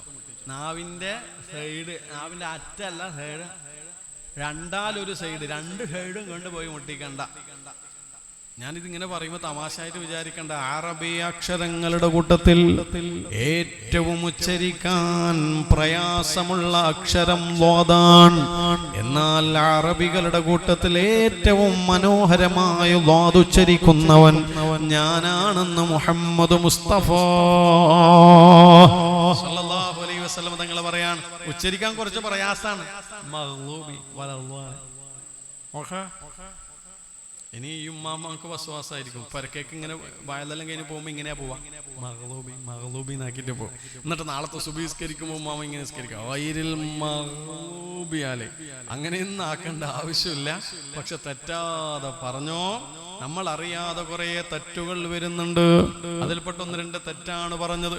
അല്ലാഹുവേ, തെറ്റുകൾ തിരുത്താൻ തൗഫീഖ് നൽകണേ അല്ലാഹ്. അല്ലാഹു തൗഫീഖ് നൽകട്ടെ. തെറ്റില്ലാതെ ഓതണം. അല്ലാഹു തൗഫീഖ് തരട്ടെ. ആമീൻ. തെറ്റില്ലാതെ ഓതണം എന്ന് പറയുമ്പോൾ ഒരു ഹദീസ് ഓർമ്മ വരുന്നത്. നബി സല്ലല്ലാഹു അലൈഹി വസല്ലം തങ്ങൾ പറഞ്ഞിട്ടുണ്ട്, അദ്ദിബൂ, നിങ്ങൾ നിങ്ങളുടെ മക്കൾക്ക് അദബ് പഠിപ്പിച്ചു കൊടുക്കണം. നിങ്ങൾ നിങ്ങളുടെ മക്കൾക്ക് പഠിപ്പിച്ചു കൊടുക്കണം 3 കാര്യങ്ങൾ. അതിൽ ഒന്ന് ഹുബ്ബി നബിയിക്കും, നിങ്ങളുടെ പ്രവാചകനോടുള്ള സ്നേഹമാണ്. 2 വഹുബ്ബി അഹ്ലി ബൈത്തിഹി, ആ ഹബീബിന്റെ കുടുംബത്തോടുള്ള സ്നേഹമാണ്. 3-മത്തേത് വഖിറാഅത്തിൽ ഖുർആൻ, ഖുർആൻ പാരായണമാണ്. മക്കൾക്ക് പറഞ്ഞു കൊടുക്കണം, പഠിപ്പിച്ചു കൊടുക്കണം. ഇതൊരു ഉമ്മാന്റെ ഉപ്പാന്റെ ബാധ്യതയാണ് എന്ന് ഷഫീഉൽ വറാ മുഹമ്മദ് മുസ്തഫ സല്ലല്ലാഹു അലൈഹി വസല്ലം തങ്ങൾ പഠിപ്പിക്കുകയാണ്. അപ്പൊ നമ്മുടെ കുടുംബജീവിതത്തിൽ സന്തോഷമുണ്ടാവാൻ സ്നേഹം നന്നായി പ്രകടിപ്പിക്കുക, സലാം പറയുമ്പോൾ കൈപിടിക്കുക, ഒരുമിച്ചിരുന്ന് ഭക്ഷണം കഴിക്കുക. 3-മത്തെ സ്നേഹപ്രകടനത്തിന്റെ ഒരു അടയാളം, വല്ലപ്പോഴും ഉപ്പാന്റെ ഉമ്മാന്റെ നെറ്റിയിൽ ഒരു മുത്തം കൊടുക്കുക. ഉപ്പാക്ക് മുത്തം കൊടുക്കണം, ഉമ്മാക്ക് മുത്തം കൊടുക്കണം. ഉമ്മാന്റെ നെറ്റിയിൽ മുത്തം കൊടുക്കുന്ന മക്കൾ നരകത്തിലേക്ക് പോവുകയില്ല എന്ന് മുഹമ്മദുർ റസൂലുള്ളാഹ് സ്വല്ലല്ലാഹു അലൈഹി വസല്ലം തങ്ങൾ പഠിപ്പിക്കുകയാണ്. ഉമ്മാന്റെ മുഖത്ത് നോക്കിയാൽ ഒരു ഹജ്ജ് ചെയ്തതിന്റെ കൂലിയുണ്ടെന്ന് മുഹമ്മദുർ റസൂലുള്ളാഹ് സ്വല്ലല്ലാഹു അലൈഹി വസല്ലം തങ്ങൾ പഠിപ്പിക്കുകയാണ്. സ്വഹാബത്ത് ചോദിച്ചു, അല്ല നബിയേ, പുന്നാര ഉമ്മാന്റെ മുഖത്തേക്ക് 100 പ്രാവശ്യം നോക്കിയാൽ 100 ഹജ്ജ് ചെയ്തതിന്റെ കൂലിയുണ്ടോ എന്ന്. പുന്നാര നബി തങ്ങൾ മറുപടി പറഞ്ഞു, 100 അല്ല, 1,00,000 തവണയാണ് ഉമ്മാന്റെ മുഖത്തേക്ക് നോക്കുന്നതെങ്കിൽ 1,00,000 ഹജ്ജ് ചെയ്തതിന്റെയും കൂലി കിട്ടുമെന്ന് കളവ് പറയാത്ത നേതാവ് മുഹമ്മദുർ റസൂലുള്ളാഹ് സ്വല്ലല്ലാഹു അലൈഹി വസല്ലം തങ്ങൾ പഠിപ്പിക്കുകയാണ്. ആ ഉമ്മാന്റെ നെറ്റിയിൽ ഒരു മുത്തം കൊടുത്താലോ ആ മക്കൾ നരകത്തിൽ നിന്ന് രക്ഷപ്പെടുമെന്നാണ്. ഈ ഒരു ഹദീസ് നമ്മുടെ ഒരു കൂട്ടുകാരനുണ്ട്, ഒരു ഉസ്താദാണ്, പ്രഭാഷകനാണ്. മൂപ്പര് ഈ ഹദീസ് കേട്ടു. അപ്പൊ മൂപ്പർക്കൊരു ആഗ്രഹം, ഉമ്മാന്റെ അടുത്ത് പോകണം, എന്നിട്ട് നെറ്റിക്ക് മുത്തം കൊടുക്കണം. ശീലില്ലാത്ത കാര്യമാണ്, പക്ഷെ എന്നാൽ ഇന്ന് ചെയ്യണമെന്ന് വിചാരിച്ചിട്ട് മൂപ്പര് നേരെ വീട്ടിലേക്ക് പോയി. വീട്ടിലെത്തിയപ്പോ വയസ്സായ ഉമ്മ വീട്ടിലാ പുറത്തിങ്ങനെ ഇരിക്കുന്നുണ്ട്. അപ്പൊ മെല്ലെ ഉമ്മാന്റെ അടുത്തേക്ക് പോയി. എന്നിട്ട് പെട്ടെന്ന് കയറി ഉമ്മാനെ മുത്താൻ കഴിയില്ലല്ലോ, ഉമ്മ പേടിച്ചു പോകില്ല, ഇത് ശീലമില്ലാത്ത കാര്യല്ലേ. അപ്പൊ ഉമ്മാന്റെ അടുത്ത് പോയിട്ട് ഇരുന്നിട്ട് ഇങ്ങനെ മെല്ലെ തലയെല്ലാം ചൊറിഞ്ഞിട്ട് ഉസ്താവ് പറഞ്ഞു പോലും, ഉമ്മ, നബി സല്ലല്ലാഹു അലൈഹി വസല്ലം പറയുന്നുണ്ട്, ഉമ്മാന്റെ നെറ്റിയിൽ മുത്തം തന്നാൽ മക്കൾ നരകത്തിൽ നിന്ന് രക്ഷപ്പെടൂ. ഇത് കേട്ടപ്പോ ബുദ്ധിയുള്ള ഉമ്മാക്ക് മനസ്സിലായി ഇതെന്നെ മുത്താനുള്ള പരിപാടിയാണ്.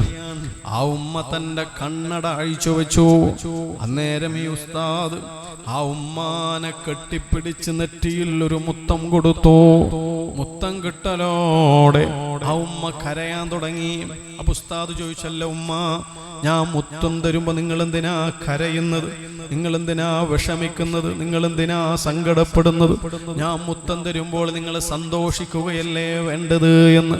അന്നേരമാണ് ഉമ്മ പറയുന്നത്, മോനെ നീ എനിക്ക് മുത്തം തന്നിട്ട് നീ നരകത്തിൽ നിന്ന് രക്ഷപ്പെട്ടില്ലേ, അതുപോലെ ഈ ഉമ്മാക്കും നരകത്തിൽ നിന്ന് രക്ഷപ്പെടാൻ ആഗ്രഹമുണ്ട് മോനെ.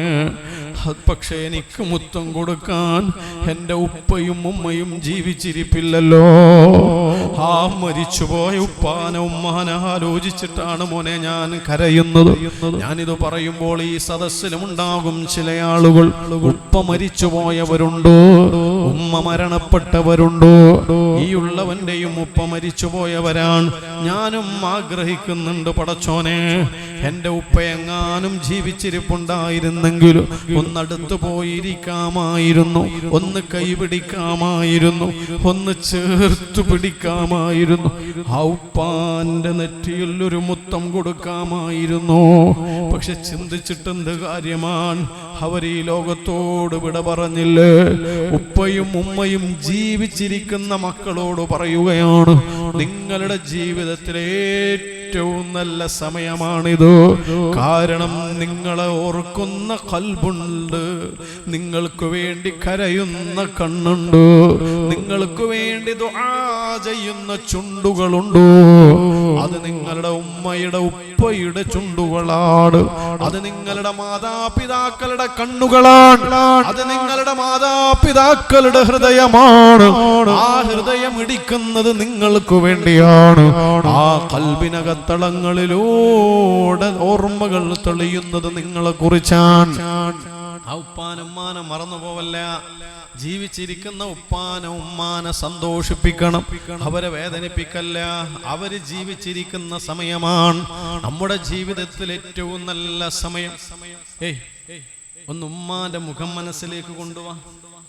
ഒന്ന് അവനവന്റെ ഉമ്മാന്റെ മുഖം ഒന്ന് മനസ്സിലേക്ക് കൊണ്ടുവാ. ഒന്ന് വെറുതെ ഉപ്പാനെ ഒന്ന് ഓർക്ക്.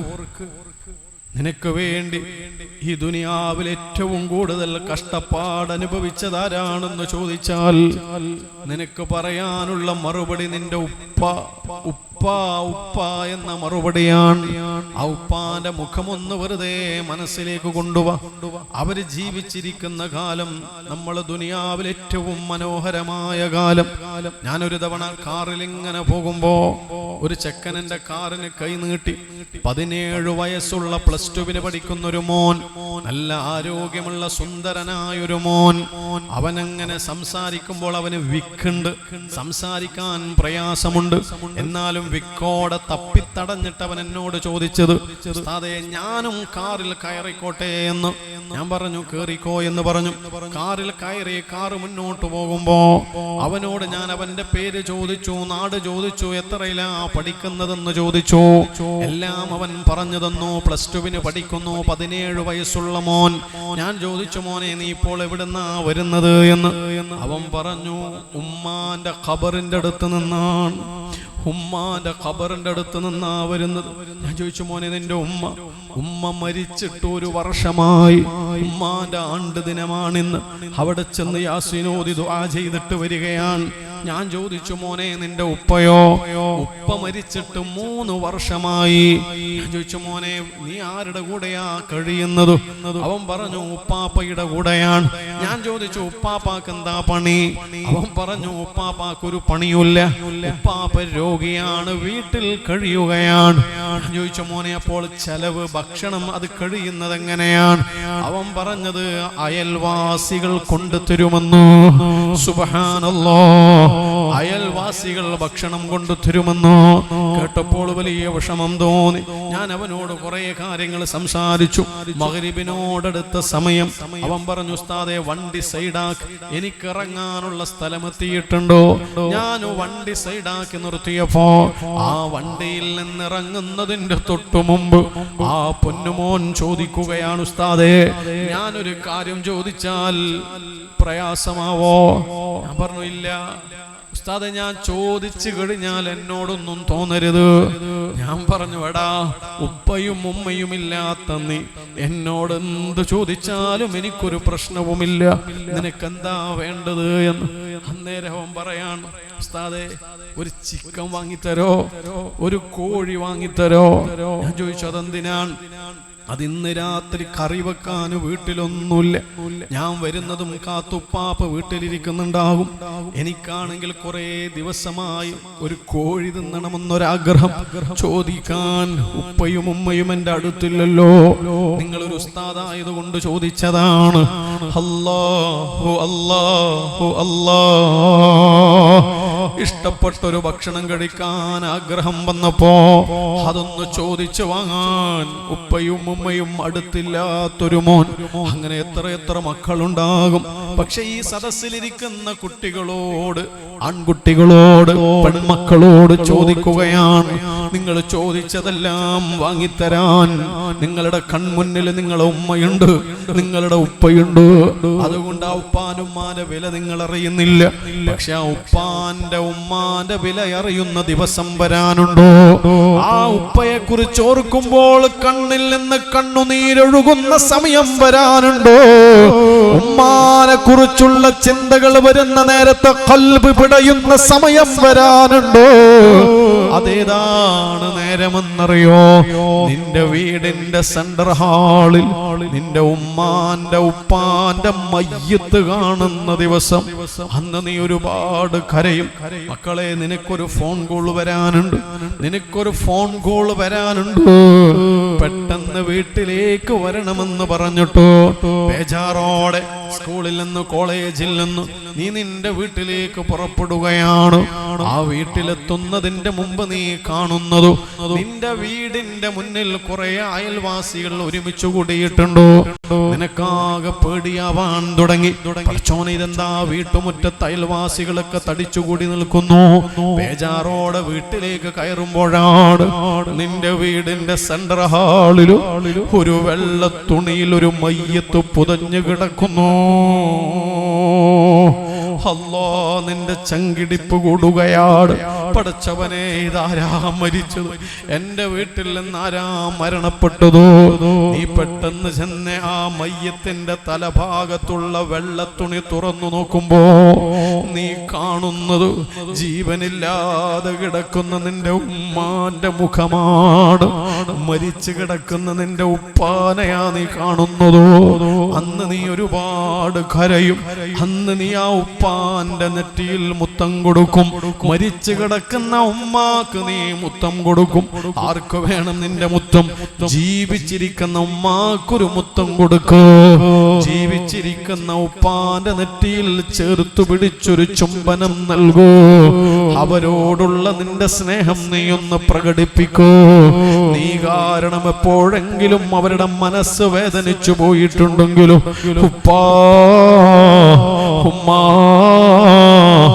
ഈ മോളെ കൊണ്ട്, ഈ മകൻ കാരണം എന്തെങ്കിലും ഒരു വേദന വന്നു പോയിട്ടുണ്ടെങ്കിലോ, ഞാൻ കാരണം എന്റെ ഉപ്പാക്ക് വല്ല പ്രയാസങ്ങളും വന്നു പോയിട്ടുണ്ടെങ്കിലോ, ഒന്ന് മാപ്പ് തരണേ, ഒന്ന് പുറത്തു തരണേ എന്ന് നിന്റെ മാതാപിതാക്കളോട് പറയാൻ നിനക്ക് കഴിയണം. നിന്റെ മനസ്സിലുള്ള സ്നേഹം നീ നന്നായി പ്രകടിപ്പിക്കണം. അല്ലാഹുവേ, ജീവിച്ചിരിക്കുന്ന ഞങ്ങളെ ഉമ്മാക്ക്, ഞങ്ങളെ ഉപ്പാക്ക് ആരോഗ്യത്തോടെയുള്ള ദീർഘായുസ് നൽകണേ അല്ലോ. മരിച്ചുപോയ ഉപ്പാന്റെ ഉമ്മാന്റെ ഖബർ നീ സ്വർഗമാക്കണേ അല്ലാ. മാതാപിതാക്കളുടെ പൊരുത്തം നേടുന്ന മക്കളുടെ കൂട്ടത്തിൽ ഞങ്ങളെ നീ ഉൾപ്പെടുത്തണേ അല്ലാ. മാതാപിതാക്കളുടെ പൊരുത്തക്കേട് സമ്പാദിക്കേണ്ടി വരുന്ന ഒരു ദുരവസ്ഥയും ഞങ്ങൾക്ക് നീ നൽകല്ല റബ്ബേ. നല്ലോണം ഉപ്പാ ഉമ്മാക്ക് വേണ്ടി ദ്വാരക്കുക. അവർ മരിച്ചവരാവട്ടെ ജീവിച്ചിരിക്കുന്നവരാവട്ടെ അവർക്ക് വേണ്ടി നിരന്തരം അപംഗുരം മനസ്യൂതം മനവരതം പ്രാർത്ഥനകൾ തുടർന്നുകൊണ്ടേയിരിക്കുക. അതുപോലെ തന്നെ നമ്മുടെ ഭാര്യ, നമ്മുടെ ഭർത്താവ്, നമ്മുടെ മനസ്സിലുള്ള സ്നേഹം നന്നായി പ്രകടിപ്പിക്കുക. അതുപോലെ നമ്മുടെ മക്കൾ, മാഷാ അല്ലാഹ്, നമ്മുടെ മക്കൾ നമ്മുടെ വീടിനകത്തളങ്ങളിൽ പൂമ്പാറ്റയെ പോലെ പാറി നടക്കുന്ന നമ്മുടെ പൊന്നാര മക്കളോ, അവരാണ് ഈ ദുനിയാവിലെ നമ്മുടെ ഏറ്റവും വലിയ സമ്പത്ത്. ഏതൊരു പിതാവിനോടും മാതാവിനോടും നിന്റെ ദുനിയാവിലുള്ള ഏറ്റവും വലിയ സമ്പത്ത് ഏതാണെന്ന് ചോദിച്ചു കഴിഞ്ഞാൽ അതിനൊരൊറ്റ മറുപടിയേ ഉള്ളൂ, അത് നിന്റെ മക്കളോ, അത് നിന്റെ സന്താനങ്ങളോ.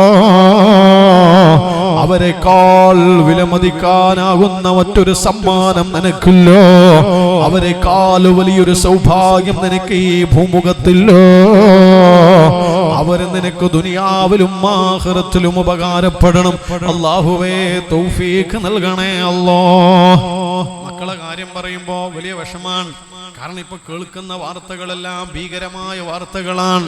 ചെറിയ കുഞ്ഞുമക്കൾ പോലും വലിയ ഹറാമുകൾ ചെയ്യുന്ന കാലം അല്ലേ. ഒരു മദ്രസയിൽ ക്ലാസ് എടുക്കാൻ വേണ്ടി പോയി. അപ്പൊ ആ മദ്രസയിലെ സദർ ഉസ്താദ് പറഞ്ഞു, ഇവിടത്തെ ഒരു സ്ഥലത്ത് ക്ലാസ് എടുക്കണമെന്നുണ്ട് എന്നെ ക്ലാസ് റൂമിലേക്ക് കൊണ്ടുപോയി. ക്ലാസ് റൂമിലെത്തിയപ്പോ ഞാൻ അത്ഭുതപ്പെട്ടു പോയി. ആകെ 9 ആൺകുട്ടികളാ ഉള്ളത്. 100-300 മക്കൾ പഠിക്കുന്ന മദ്രസയാ. പക്ഷെ 9 ആൺകുട്ടികളെ കാണിച്ചു കൊടുത്തിട്ട് തന്നിട്ട് പറഞ്ഞു ഇവർക്കാ ക്ലാസ് എടുക്കേണ്ടത്. അപ്പൊ ഞാൻ ചോദിച്ചു, ഇതെന്താ 9 ആൺകുട്ടികൾ? അപ്പോൾ ആ ഉസ്താദ് പറഞ്ഞത് ഈ 9 ആൺകുട്ടികളും കഞ്ചാവിന്റെ അടിമകളാണ്. ഞാൻ ആകെ അത്ഭുതപ്പെട്ടു പോയി. 8-ലും 9-ലും 10-ലും പഠിക്കുന്ന മക്കൾ. ഞാനങ്ങനെ ഒരു ക്ലാസ് എടുത്ത് അവസാനം ഒരു മെഡിറ്റേഷൻ ഒക്കെ കൊടുത്തപ്പോൾ മനസ്സിലായത് എന്താണെന്നറിയോ? 10ാം തരത്തിൽ പഠിക്കുന്ന മകൻ സ്കൂളിലേക്ക് പോകുന്ന വഴിയിൽ തലശ്ശേരി ഭാഗത്തുള്ള ഒരാൾ കഞ്ചാവ് കൊടുത്തു. ആദ്യം കൗതുകത്തിന് വേണ്ടത് ഉപയോഗിച്ചു. പിന്നീട് പണം കൊടുത്തു വാങ്ങാൻ തുടങ്ങി. പിന്നീട് കാശില്ലാതെ വന്നപ്പോൾ ആ വിൽപ്പനക്കാരൻ പറഞ്ഞു കൊടുത്തതാണ്, കൂടെ പഠിക്കുന്ന വിദ്യാർത്ഥികൾക്ക് വിൽപ്പന നടത്തിയാൽ വലിയ കാശ് കിട്ടുമെന്ന്. അങ്ങനെ അവൻ ചെയ്തത് എന്താണെന്നറിയോ? മദ്രസയിലും പഠിക്കുന്ന കുട്ടികൾക്ക് അത് വിതരണം ചെയ്യാൻ തുടങ്ങി. 8-ലും 9-ലും 10-ലും പഠിക്കുന്ന മക്കളോ കുറെ കാലങ്ങളായി കഞ്ചാവ് ഉപയോഗിക്കുന്നു. പക്ഷെ അവിടുത്തെ സദർ ഉസ്താദ് മാഷാ അല്ലാഹ് അത് കൃത്യമായി മനസ്സിലാക്കുകയും സക്രിയമായി ഇടപെടുകയും ക്രിയാത്മകമായി പ്രവർത്തിക്കുകയും ചെയ്തു. അൽഹംദുലില്ലാഹ്, സദർ ഉസ്താദിന്റെ ഇടപെടലുകളിലൂടെ ആ 9 ആൺകുട്ടികളെയും കഞ്ചാവിൽ നിന്ന് മോചിപ്പിച്ചെടുക്കാൻ കഴിഞ്ഞു. ഞാനിത് പറയുമ്പോ ഈ ഇരിക്കുന്ന ഉമ്മമാരും ഉപ്പമാരെല്ലാം ചിന്തിക്കുന്നത് എന്താണെന്നറിയാം? സംഭവം ശരിയാണ്, ഇപ്പോഴത്തെ കാലത്ത് മക്കളെല്ലാം ഇങ്ങനെയൊക്കെ തന്നെയാണ്. പക്ഷെ എന്റെ മക്കൾ അങ്ങനെയൊന്നും ആവൂല. ചങ്ങായിമാരെ, നമ്മൾ സ്ഥിരം പറയുന്ന ഡയലോഗാ, എന്റെ മക്കൾ അങ്ങനെയൊന്നും ആവൂല. എന്നാ നിങ്ങൾക്കൊരു കാര്യം അറിയോ? നമ്മുടെ നാട്ടിൽ നമ്മുടെ മക്കൾ കഞ്ചാവ് ഉപയോഗിക്കാൻ തുടങ്ങിയിട്ടുണ്ടെങ്കിൽ, അതുപോലെയുള്ള ലഹരിക്കടിമയാവാൻ തുടങ്ങിയിട്ടുണ്ടെങ്കിൽ, അരുതാത്ത പ്രണയബന്ധങ്ങളിൽ അകപ്പെട്ടു പോവാൻ തുടങ്ങിയിട്ടുണ്ടെങ്കിൽ, അത് ആ നാട്ടിൽ അറിയുന്ന അവസാനത്തെ ആള് ഈ ഉപ്പയും ഉമ്മയായിരിക്കും. ബാക്കി നമ്മള് നാട് മുഴുവൻ അറിഞ്ഞാലും നമ്മൾ അറിയൂല. അറിയുന്ന അവസാനത്തെ ആൾ ഉപ്പയും ഉമ്മയായിരിക്കും. അതുവരെ ഉപ്പാന്റെ ഉമ്മാന്റെ ഡയലോഗ് എന്താ? എന്റെ മക്കൾ അങ്ങനെയൊന്നും ആവൂല, അങ്ങനെയൊന്നും ആവാതിരിക്കട്ടെ എന്നാണ് നമ്മളെ പ്രാർത്ഥന. പക്ഷെ ജാഗ്രത വേണം. പണ്ടൊക്കെ നമ്മൾ പറയാറുണ്ട് മക്കളെ കാര്യത്തിൽ ഒരു കണ്ണ് വേണോ. പക്ഷെ ഇന്നത് മാറ്റി പറയുന്നു, മക്കളെ കാര്യത്തിൽ 2 കണ്ണ് വേണം. കാരണം അത്രമേൽ വഴിതെറ്റാൻ സാഹചര്യങ്ങളുള്ള കാലമാണ്, വഴിതെറ്റിക്കാൻ സൗകര്യങ്ങളുള്ള കാലമാണ്. അതുകൊണ്ട് തന്നെ യാതൊരു വഴികേടിലും അകപ്പെട്ടു പോവാതെ, തിന്മയുടെ അഗാധ ഗർത്തങ്ങളിലേക്ക് നിപതിച്ചു പോവാതെ, വിജയത്തിന്റെ സൗഭാഗ്യത്തിന്റെ ഉയരങ്ങളിലേക്ക് വിഹായസിലേക്ക് പറന്നുയരാൻ നമ്മുടെ പ്രിയപ്പെട്ട മക്കളെ പ്രാപ്തരാക്കണമെങ്കിൽ വേണമെങ്കിലോ തീർച്ചയായും രണ്ട് കണ്ണും നമ്മുടെ മക്കളുടെ കാര്യത്തിൽ വേണം. അത്രമേൽ അതീവ ജാഗ്രതയോടെ മക്കളെ നിരീക്ഷിക്കണം. ആ മക്കളുടെ സന്തോഷങ്ങൾ ഏതാണ്, ആ മക്കളെ പ്രയാസപ്പെടുത്തുന്നത് ഏതാണ്. സന്തോഷങ്ങളിൽ കൂടെയുണ്ടാവണം, അവരുടെ പ്രയാസങ്ങളിലും കൂടെയുണ്ടാവണം. ഇൻഷാ അല്ലാഹ് എന്റെ മക്കൾ വഴിതെറ്റുന്നത് എന്റെ കണ്ണുകൊണ്ട് കാണേണ്ടി വരരുത് എന്ന ദൃഢമായൊരു തീരുമാനം നമുക്കുണ്ടാവണം. അങ്ങനെ തന്നെ വേണം. കാരണം അത്രമേൽ പ്രയാസാണ്.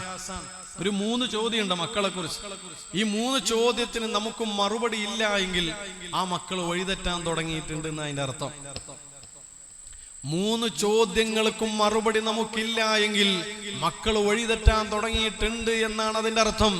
മക്കളുമായി ബന്ധപ്പെട്ട് ഈ 3 ചോദ്യങ്ങൾ എപ്പോൾ ചോദിക്കപ്പെട്ട് കഴിഞ്ഞാലും ഒരു പിതാവായ മാതാവായ നിനക്കും മറുപടി ഉണ്ടാവണം. അതിൽ ഒന്നാമത്തെ ചോദ്യം, ഇപ്പോൾ നിന്റെ മകൻ എവിടെയാണുള്ളത് എന്ന ചോദ്യമാണ്. എവിടേക്കാണ് വീട്ടിൽ നിന്ന് ഇറങ്ങിപ്പോകുന്നത് എന്ന് ആ മകൻ ഉപ്പയോടും ഉമ്മയോടും തുറന്നു പറയണം. എവിടേക്കാണ് പോകുന്നതെന്ന് പറയാതെയാണ് വീട്ടിൽ നിന്ന് പുറത്തേക്ക് ഇറങ്ങുന്നതെങ്കിൽ അവൻ വഴിതെറ്റാൻ തുടങ്ങിയിട്ടുണ്ട് എന്നാണ് അർത്ഥം.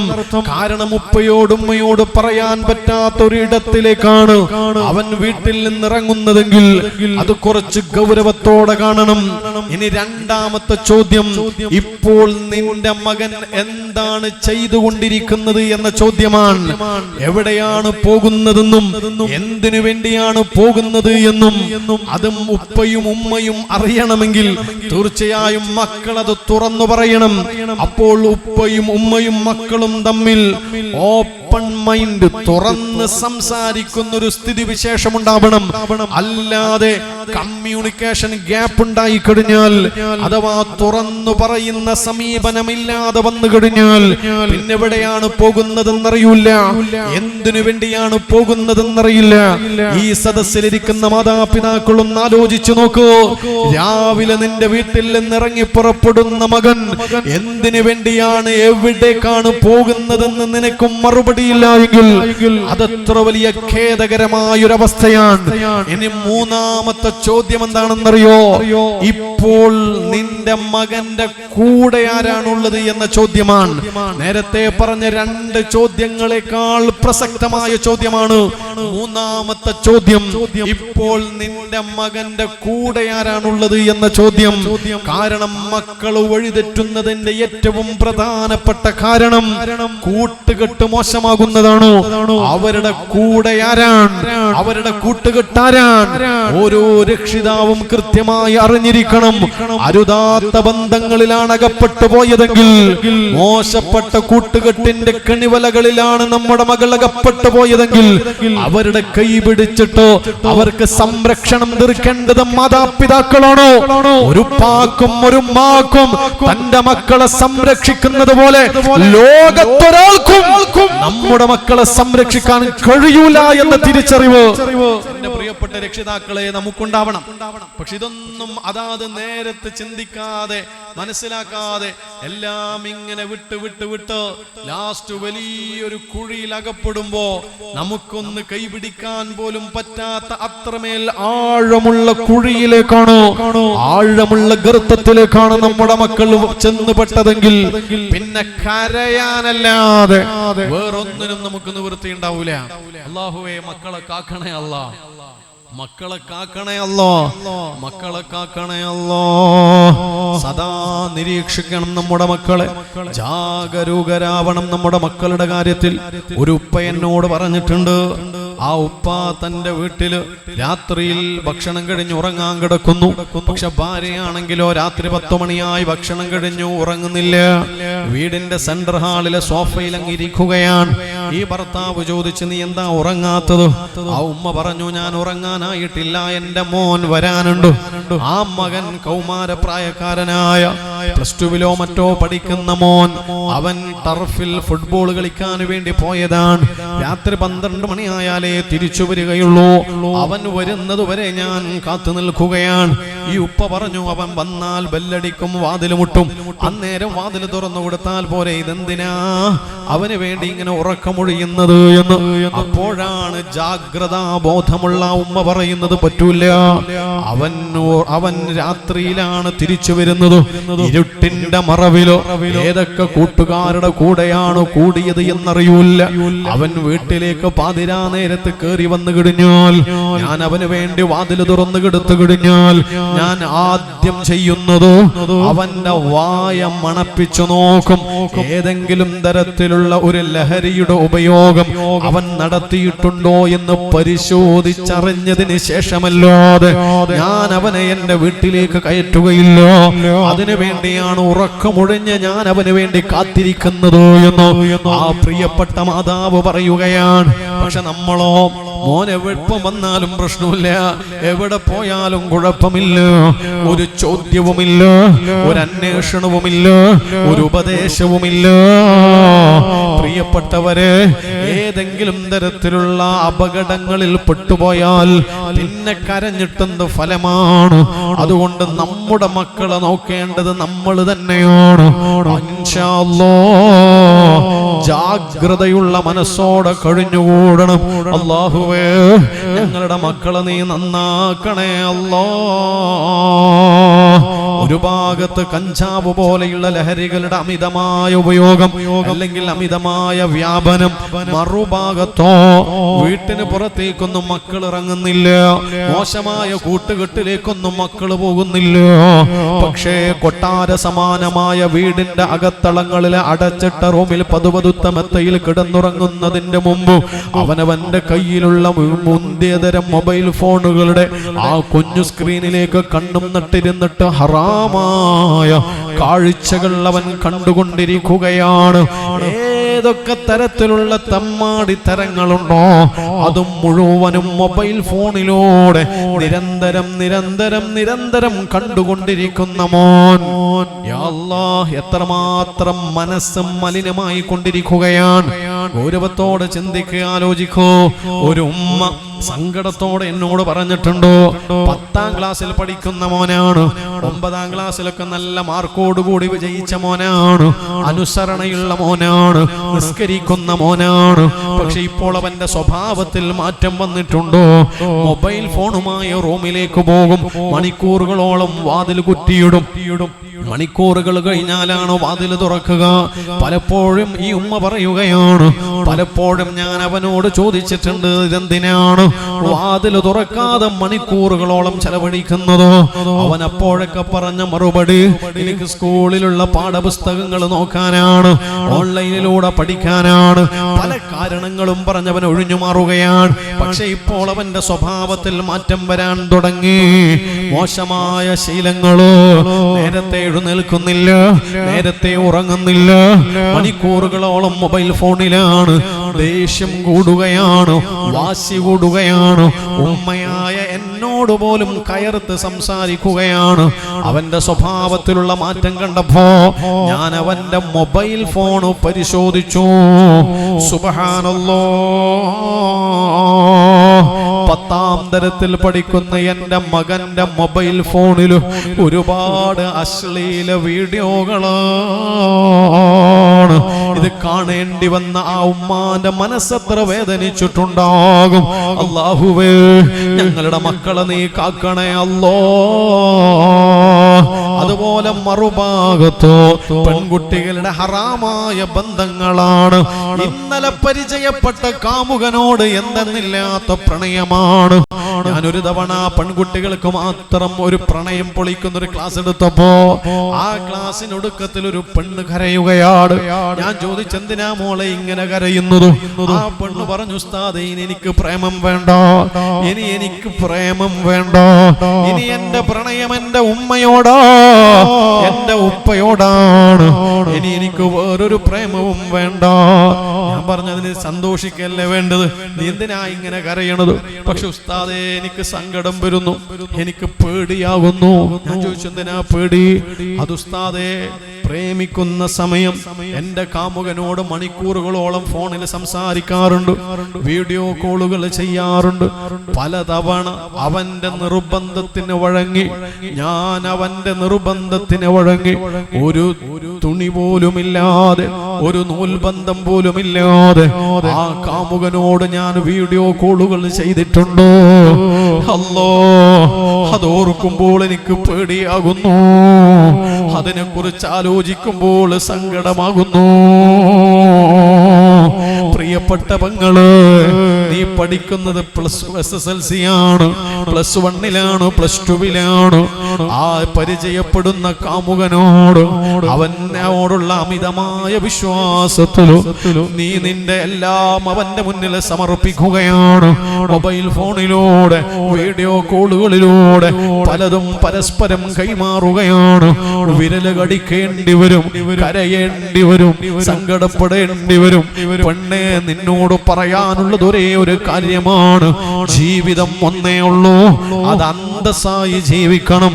മറ്റൊരാണിന്റെ മുന്നിൽ തലകുനിക്കേണ്ടി വരരുത്, മറ്റൊരാണിന്റെ മുന്നിൽ തലകുനിക്കേണ്ടി വരരുത്. അന്തസ്സോടെ തല ഉയർത്തി ജീവിക്കണം.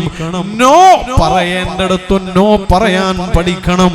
ഇൻഷാ അല്ലാഹ് നമ്മളെ വഴി തെറ്റിക്കാൻ ഒരാളെയും അനുവദിക്കരുത്, ഒരുത്തന്റെ മുന്നിലും തലകുനിക്കരുത്. അഭിമാന ബോധത്തോടെ ഞാനൊരു പെണ്ണാണ്, ഞാനൊരു മുസ്ലിമാണ്, ഞാൻ അല്ലാഹുവിനെ പേടിക്കുന്ന പെണ്ണാണ്, ആ ബോധത്തോടെ ജീവിക്കാൻ വേണ്ടി സാധ്യമാവണം. അല്ലെങ്കിലും പെൺകുട്ടികളെ നിങ്ങളൊന്ന് ആലോചിച്ചു നോക്കൂ. ഇസ്ലാമിന്റെ മനോഹരമായ അധ്യായങ്ങളുമായി 7-ാം നൂറ്റാണ്ടിന്റെ മധ്യകാലഘട്ടത്തിൽ പരിവർത്തനത്തിന്റെ പടപ്പാട്ടുമായി പ്രിയപ്പെട്ട പ്രവാചക പുങ്കവർ മുഹമ്മദ് മുസ്തഫ സ്വല്ലല്ലാഹു അലൈഹി വസല്ലമ തങ്ങൾ കടന്നു വരുമ്പോ ആ അറേബ്യൻ നാട്ടിലുള്ള അവസ്ഥ എന്തായിരുന്നു? പെൺകുട്ടിയാണ് പ്രസവിക്കപ്പെട്ടതെന്നറിഞ്ഞാൽ ജീവനോട് കുഴിച്ചു മൂടുന്ന കാലം. മറുഭാഗത്ത് ഭാര്യ പ്രസവ വേദന കൊണ്ട് പുളയുമ്പോ വീടിന്റെ മറുഭാഗത്ത് കുഴി കുഴിച്ചുകൊണ്ടിരിക്കുന്ന ഭർത്താവ് എന്തിനാണെന്നറിയോ? പ്രസവിക്കപ്പെട്ടത് പെൺകുഞ്ഞാണെന്നറിഞ്ഞാൽ ആ കൈക്കുഞ്ഞിനെ അങ്ങനെ തന്നെ എടുത്തിട്ട് ആ കുഴിയിലേക്ക് വെച്ച് മറവ് ചെയ്യുമായിരുന്നു, ജീവനോട് കുഴിച്ചു മൂടുമായിരുന്നു. അങ്ങനെയുള്ള ഒരു കാലത്താണ് ആരംഭ റസൂൽ മുഹമ്മദ് മുസ്തഫ സ്വല്ലല്ലാഹു അലൈഹി വസല്ലമ തങ്ങൾ പെണ്ണിന്റെ മഹത്വം വിളംബരം ചെയ്തത്. പിന്നീട് ഇസ്ലാമിലേക്ക് കടന്നു വന്നൊരു സ്വഹാബി നബി സല്ലല്ലാഹു അലൈഹി വസല്ലമ തങ്ങളോട് പറഞ്ഞിട്ടുണ്ടോ, നബിയേ നബിയേ, ഞാൻ മുസ്ലിമാകുന്നതിന്റെ മുമ്പ് എന്റെ ഭാര്യ പ്രസവിച്ചിരുന്നു, 8 മക്കൾക്ക് ജന്മം നൽകിയിരുന്നു. ആ 8ഉം പെണ്ണാണ്. പെണ്ണായതിന്റെ പേരിൽ ആ 8 പെൺമക്കളെയും ഞാൻ എന്റെ ഈ കൈ കൊണ്ടാണ് നബിയെ കുഴിച്ചു മൂടിയത്. ഞാൻ എന്റെ 8 പെൺമക്കളെയാണ് നബിയെ കുഴിച്ചു മൂടിയത് എന്ന് ആ സ്വഹാബി റസൂലുള്ളാഹിനോട് കഥ പറഞ്ഞപ്പോ നബി സല്ലല്ലാഹു അലൈഹി വസല്ലമ തങ്ങൾ കരയുകയായിരുന്നു. കരഞ്ഞ് കരഞ്ഞ് കരഞ്ഞു ആ താടി രോമത്തിലൂടെ കണ്ണുനീർ തുള്ളികൾ ഉറ്റി വീഴുകയാണ്. മറ്റൊരു തവണ ഇസ്ലാമിലേക്ക് വരുന്നതിന്റെ മുമ്പുള്ള കഥ പറയുകയാണ് വേറൊരു സ്വഹാബി. ആ സ്വഹാബി പറഞ്ഞത് ഇങ്ങനെയാണ്: ഞാൻ മുസ്ലിമാകുന്നതിന്റെ മുമ്പ് എന്റെ ഭാര്യ പ്രസവിച്ചു. പ്രസവിക്കപ്പെട്ടത് ഒരു പെൺകുട്ടിയാണ്. ജീവനോടെ കുഴിച്ചുമൂടാൻ ഞാൻ തീരുമാനിച്ചു. പക്ഷെ എന്റെ ഭാര്യ സമ്മതിച്ചില്ല. ആ ഭാര്യയുടെ നിർബന്ധപ്രകാരം ആ മകൾ എന്റെ വീട്ടിൽ വളർന്നു വലുതായി 4-5 വയസ്സ് പ്രായമായി. അപ്പോഴേക്കും നാട്ടുകാരെന്നെ പരിഹസിക്കാൻ തുടങ്ങി. പെണ്ണിന്റെ പിതാവെന്ന് പറഞ്ഞിട്ട് എന്നെ കളിയാക്കാൻ തുടങ്ങി. അപമാന ഭാരത്താൽ ഞാനൊരു കാര്യം തീരുമാനിച്ചു, എന്റെ മകളെ ഞാൻ കുഴിച്ചു മൂടുമെന്നോ. അങ്ങനെ വീട്ടിൽ ഭാര്യയില്ലാത്ത നേരം 4-5 വയസ്സ് പ്രായമുള്ള എന്റെ മകളെയും കൈപിടിച്ച് ഞാൻ അങ്ങാരാരുമില്ലാത്ത മരുഭൂമിയിലെ മരുപ്പറമ്പിലൂടെ നടക്കാൻ തുടങ്ങി. ആരുമില്ലാത്ത സ്ഥലമെത്തിയപ്പോ മകളെ ആ മരുഭൂമിയിൽ ഒരു ഭാഗത്തിരുത്തി ഞാൻ അവിടെ കുഴിയെടുക്കുകയാണ്, കുഴി കുഴിക്കുകയാണ്. അത് ഈ മകളെ കുഴിച്ചിടാനുള്ള കുഴിയാണ്. പക്ഷേ സ്നേഹത്തോടെ ഉപ്പ ചെയ്യുന്നതെല്ലാം നോക്കിക്കൊണ്ടിരിക്കുന്ന മോള് അപ്പോഴാണ് ഒരു കാറ്റടിച്ചു വീശിയതോ. ആ നേരത്ത് പൊടിപടലങ്ങളോ ആ മണൽത്തരികളെ ഈ പിതാവിന്റെ ഈ ഉപ്പയുടെ താടിരോമത്ത് പറ്റിപ്പിടിച്ചു. അപ്പോൾ ഇത് കണ്ടു നിന്ന ആ പൊന്നുമോള് ഉപ്പാ എന്ന് നീട്ടി വിളിച്ചിട്ട് ഉപ്പാനരികിലേക്ക് ഓടി വന്നിട്ടു ആ താടിരോമത്തിൽ പറ്റി പിടിച്ചു കിടക്കുന്ന മണ്ണെല്ലാം തട്ടിക്കുടയുകയാണ്. എന്നിട്ടും ആ ഉപ്പാന്റെ മനസ്സിന് മാറ്റമില്ല. ആ ഉപ്പ കുഴി കുഴിക്കുകയാണ്. അങ്ങനെ മകളെ കുഴിച്ചിടാൻ പാകത്തിലുള്ള കുഴിയായപ്പോ ഈ ഉപ്പ മോളോട് പറയാണ്, മോളെ ഈ കുഴിയിലേക്കൊന്ന് ഇറങ്ങി നിൽക്ക്. ഉപ്പയല്ലേ പറയണത്. സന്തോഷത്തോടെ ആ മകൾ ആ കുഴിയിലേക്ക് എടുത്ത് ചാടുകയാണ്. അപ്പോൾ തന്നെയും ഉപ്പ ആ കുഴിയങ്ങ് മൂടുകയാണ്. ശരീരത്തിലേക്ക് മണ്ണ് വാരി എറിയുകയാണ്. ആ നേരത്ത് ആ മകൾ ഉപ്പയോട് പറയുന്നുണ്ടായിരുന്നുപ്പാ, എനിക്ക് പേടിയാകുന്നുപ്പാ, എനിക്ക് പേടിയാകുന്നുപ്പാ. പക്ഷെ അതൊന്നും കേട്ട് നിൽക്കാതെ കുഴിയങ്ങ് മൂടി മൂടി കഴുത്തോളം മണ്ണെത്തിയപ്പോ ആ പൊന്നുമോള് പറഞ്ഞില്ലേ, ഉപ്പാ എനിക്ക് പേടിയാകുന്നുപ്പാ, എന്നെ തനിച്ചാക്കിയിട്ട് പോവല്ലേ ഉപ്പാ. വാ തുറന്ന് കരയുമ്പോ ആ ഉപ്പൊരു പിടി മണ്ണെടുത്ത് വായയിലേക്ക് നിറച്ചു ആ കുഴിയങ്ങ് മുഴുവനായി മൂടിയിട്ട് ആ പിതാവായ ഞാൻ അവിടുന്ന് തിരിച്ചു വന്നു. എന്നാ സ്വഹാബി തന്റെ കഥ പറയുകയാണ്. പരിശുദ്ധമായ ഇസ്ലാമിന്റെ ശാന്തി സൗന്ദര്യത്തിന്റെ വാതായനങ്ങളിലേക്ക് കടന്നു വരുന്നതിന്റെ മുമ്പ് ജീവനോട് കുഴിച്ചു മൂടിയ ആ പെൺകുട്ടിയുടെ കഥ പറയുമ്പോ ആ പിതാവും കരഞ്ഞു പോവുകയാണ്. അങ്ങനെയൊരു കാലഘട്ടത്തിലാണ് പെണ്ണിന്റെ ജന്മം സന്തോഷമാണെന്ന് വിളംബരം ചെയ്തുകൊണ്ട് പരിശുദ്ധമായ ഖുർആൻ ഇറങ്ങുന്നത്. പെണ്ണിനോട് മാന്യമായി പെരുമാറുന്ന ആണ്, നീയാണ് മാന്യൻ. ആണുങ്ങള് നിങ്ങളുടെ കൂട്ടത്തിൽ ഏറ്റവും നല്ല ആണാരാണെന്നറിയോ? പെണ്ണിനോട് മാന്യമായി പെരുമാറുന്നവനാണ്. പെണ്ണിനോട് മാന്യമായി പെരുമാറുന്നവനോ എന്ന് വിളംബരം ചെയ്തു മുഹമ്മദ് മുസ്തഫ സല്ലല്ലാഹു അലൈഹി വസല്ലം തങ്ങൾ. ആ പുന്നാര നബി തങ്ങളാണ് പെണ്ണെ നിനക്ക് ലജ്ജ പഠിപ്പിച്ചു തന്നതോ, നിനക്ക് കാണാൻ പാടുള്ളതാരാണ് പാടില്ലാത്തതാരാണ് പഠിപ്പിച്ചു തന്നതോ? ആ ഹബീബിന്റെ ചര്യയെ ചാണിന് ചാണായും മുഴത്തിന് മുഴമായി പിൻപറ്റാൻ എന്റെ പ്രിയപ്പെട്ട പെൺമക്കളെ നമുക്ക് സാധ്യമാവണം. ഒരു ഒളിച്ചോട്ടത്തിന്റെ കഥ നമ്മുടെ അടുക്കളയിൽ നിന്ന് കേൾക്കേണ്ടി വരരുത്. നിന്റെ ഉമ്മാനെ വഞ്ചിക്കേണ്ടി വരുന്ന ഗതികേടുണ്ടാവരുത്. നീ കാരണം നിന്റെ മാതാപിതാക്കൾ കരയേണ്ടി വരരുത്. അല്ലാഹു അല്ലാഹു അല്ലാ. നമ്മുടെ മക്കളെ നീ നന്നാക്കണേ അല്ലോ, മക്കളെ നീ സ്വാലിഹീങ്ങളാക്കണേ അല്ലോ. രക്ഷിതാക്കളോട് വീണ്ടും പറയുകയാണ്, പിന്നീട് കരയാതിരിക്കാൻ ഉപദേശിച്ചുകൊണ്ടേയിരിക്കുക, ജാഗ്രതയോടെ നിരീക്ഷിച്ചുകൊണ്ടേയിരിക്കുക. ഒരു പെൺകുട്ടി ഒളിച്ചോടിപ്പോയി, അങ്ങനെ കോടതിയിൽ ഹാജരാക്കി. ആ പെണ്ണിനോട് ചോദിച്ചു അത്തരം, നിനക്ക് ആരുടെ കൂടെയാ പോവേണ്ടത്? ഉപ്പയുണ്ട്, ഉമ്മയുണ്ട്, കാമുകനുണ്ട്. പെണ്ണ് പറഞ്ഞു, എനിക്ക് എന്റെ കാമുകന്റെ കൂടെ പോയാൽ മതി. അപ്പോൾ ഉപ്പാക്ക് ദേഷ്യം പിടിച്ചു. ഉപ്പ ആ സമയത്ത് പറഞ്ഞു പോലും, നീ ആരുടെ കൂടെ വേണമെങ്കിലും പോയിക്കോ, എനിക്കൊരു കുഴപ്പമില്ല. പക്ഷെ നിന്റെ കഴുത്തിലുള്ള ആ സ്വർണ്ണമാല ഉണ്ടല്ലോ, അത് ഞാൻ പൈസ കൊടുത്ത് വാങ്ങിയതാ, ഊരിത്താൻ. പെണ്ണ് ആ സ്വർണ്ണമാല ഊരിയിട്ട് ഉപ്പാന്റെ മുഖത്തേക്ക് വലിച്ചെറിയുമ്പോൾ ഒരു ഡയലോഗ് പറഞ്ഞു. എന്താണെന്നറിയോ? ഇതൊക്കെ കൊണ്ടാണ് ഞാൻ മറ്റൊരുത്തന്റെ കൂടെ ഇറങ്ങിപ്പോകുന്നത്. ഏതൊക്കെ കൊണ്ട്? എപ്പോഴും പൊന്നെ പൊന്നെ, പണം പണം പണം, അങ്ങനെ മാത്രം ചിന്തിച്ച് നിങ്ങൾ ജീവിച്ചപ്പോ ഈ മകളോട് നിങ്ങൾക്ക് സംസാരിക്കാൻ നേരമില്ല, ഈ മകളുടെ സുഖവിവരങ്ങൾ അന്വേഷിക്കാൻ നേരമില്ല, ഈ മകളുടെ അഭിരുചികൾ മനസ്സിലാക്കാൻ നിങ്ങൾക്ക് സമയമില്ല. അതുകൊണ്ട് എനിക്ക് വേണ്ടി സമയം ചെലവഴിക്കുന്ന ഒരുത്തന്റെ കൂടെ ഞാൻ ഇറങ്ങിപ്പോകുന്നു. മക്കൾക്ക് വേണ്ടി കുറച്ച് സമയം മാറ്റി വെക്കണം. ഉപ്പമാരോട് ഉമ്മമാരോട് പറയാൻ, ഓരോ ദിവസവും ചില ക്വാളിറ്റിയുള്ള ടൈമുണ്ട്, അത് മക്കളുടെ കൂടെ ചെലവഴിക്കണം. 3 സമയം പറയാം. ഒന്ന് ഉറക്കിൽ നിന്നുണരുന്ന നേരം, നിന്റെ മക്കൾ ഉറക്കിൽ നിന്നുണരുന്ന നേരം നീ കൂടെയുണ്ടാവണം. അൽഹംദുലില്ലാഹില്ലദീ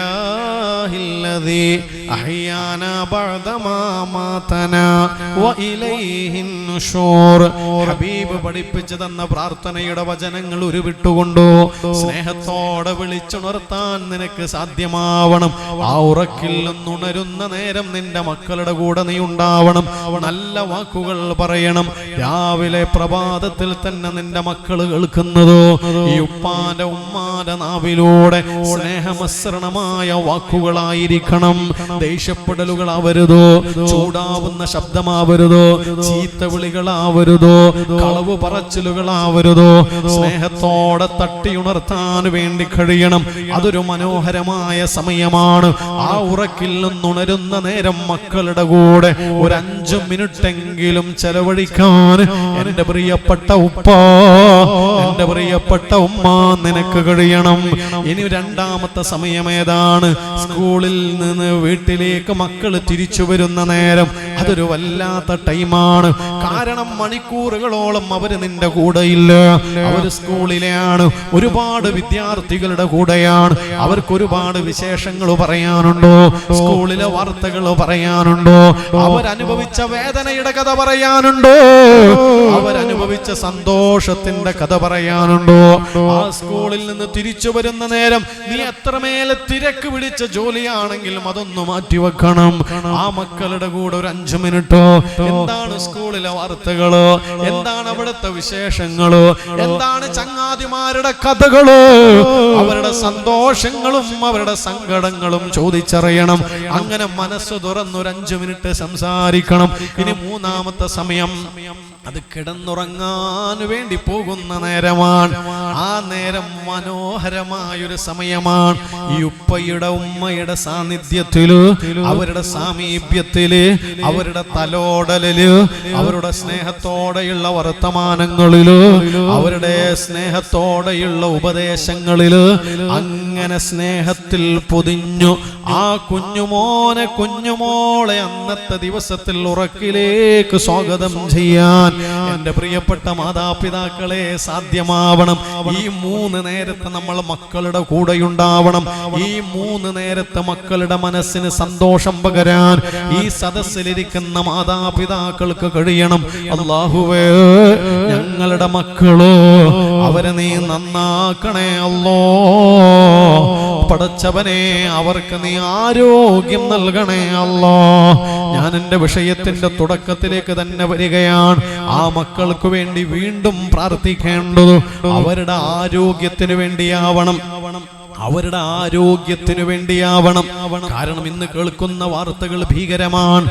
പെട്ടെന്ന് വരുന്ന അപകടങ്ങളോ, നനച്ചിരിക്കാതെ വരുന്ന അപകടങ്ങളോ കുടുംബത്തിന്റെ സമാധാനം തകർത്ത് തരിപ്പണമാക്കുകയാണ്. അടുത്തോ ഒരു ഉമ്മ വാട്സപ്പിൽ ഒരു ഫോട്ടോ അയച്ചു തന്നു.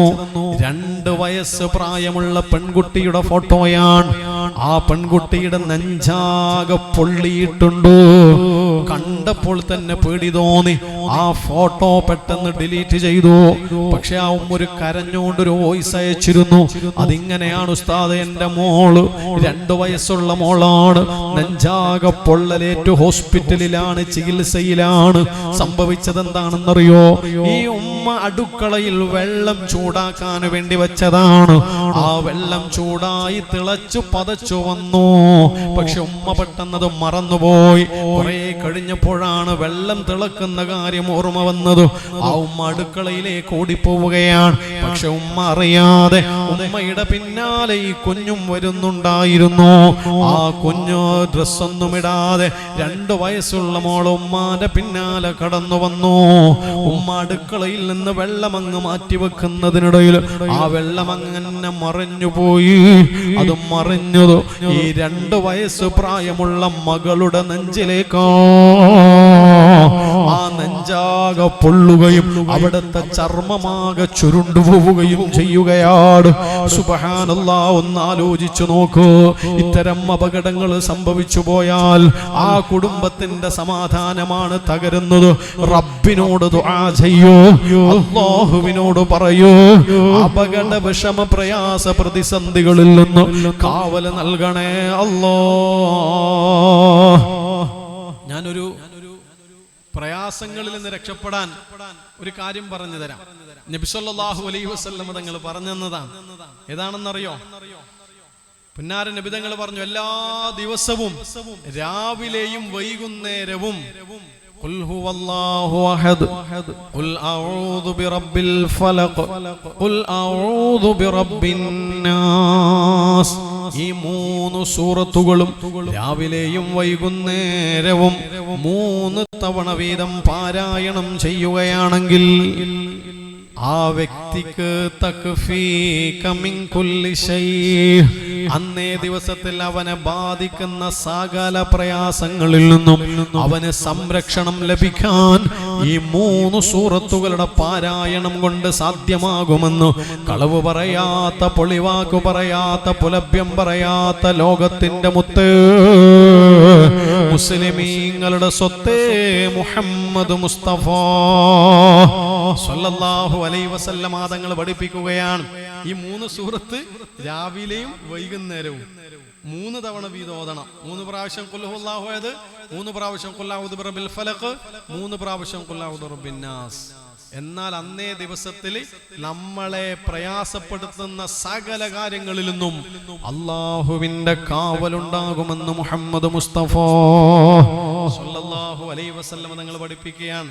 ഞാൻ ഈ സദസ്സിനോട് ചോദിക്കാൻ, ഇരിക്കുന്ന എല്ലാവർക്കും, ആണുങ്ങൾക്കും പെണ്ണുങ്ങൾക്കെല്ലാം രാവിലെയും വൈകുന്നേരവും ഈ 3 സൂറത്തും 3 തവണ വീതം ഓതിക്കൂടെ? ഓതാൻ തയ്യാറുള്ളവർ വലത്തെ കൈ ഉയർത്തിയിട്ട് ഒരു ഇൻഷാ അല്ലാഹ് പറ. ഇൻഷാ അല്ലാഹ്. അല്ലാഹു തആല തൗഫീഖ് നൽകട്ടെ, അല്ലാഹു തൗഫീഖ് തരട്ടെ. അതുപോലെ മക്കളുമായി ബന്ധപ്പെട്ട ഒരുപാട് പരീക്ഷണങ്ങളും വരും. സഹിക്കാനും ക്ഷമിക്കാനും സാധ്യമാവണം. ഒരു കാര്യം മാത്രം ആലോചിച്ചാൽ മതി, ഈ ലോകത്ത് മക്കളിലൂടെ വലിയ വേദനകൾ അനുഭവിച്ചവരാണ് മുഹമ്മദ് മുസ്തഫ സല്ലല്ലാഹു അലൈഹി വസല്ലം. നബി സല്ലല്ലാഹു അലൈഹി വസല്ലം നിങ്ങൾക്ക് എത്ര മക്കളാ? മക്കളില്ലേ? എല്ലാവരും ഒന്ന് എഴുന്നേറ്റിരുന്നേ. ഞാൻ പ്രസംഗം നിർത്താണ്, എൻ്റെ കഴിഞ്ഞു, തീരാണ്.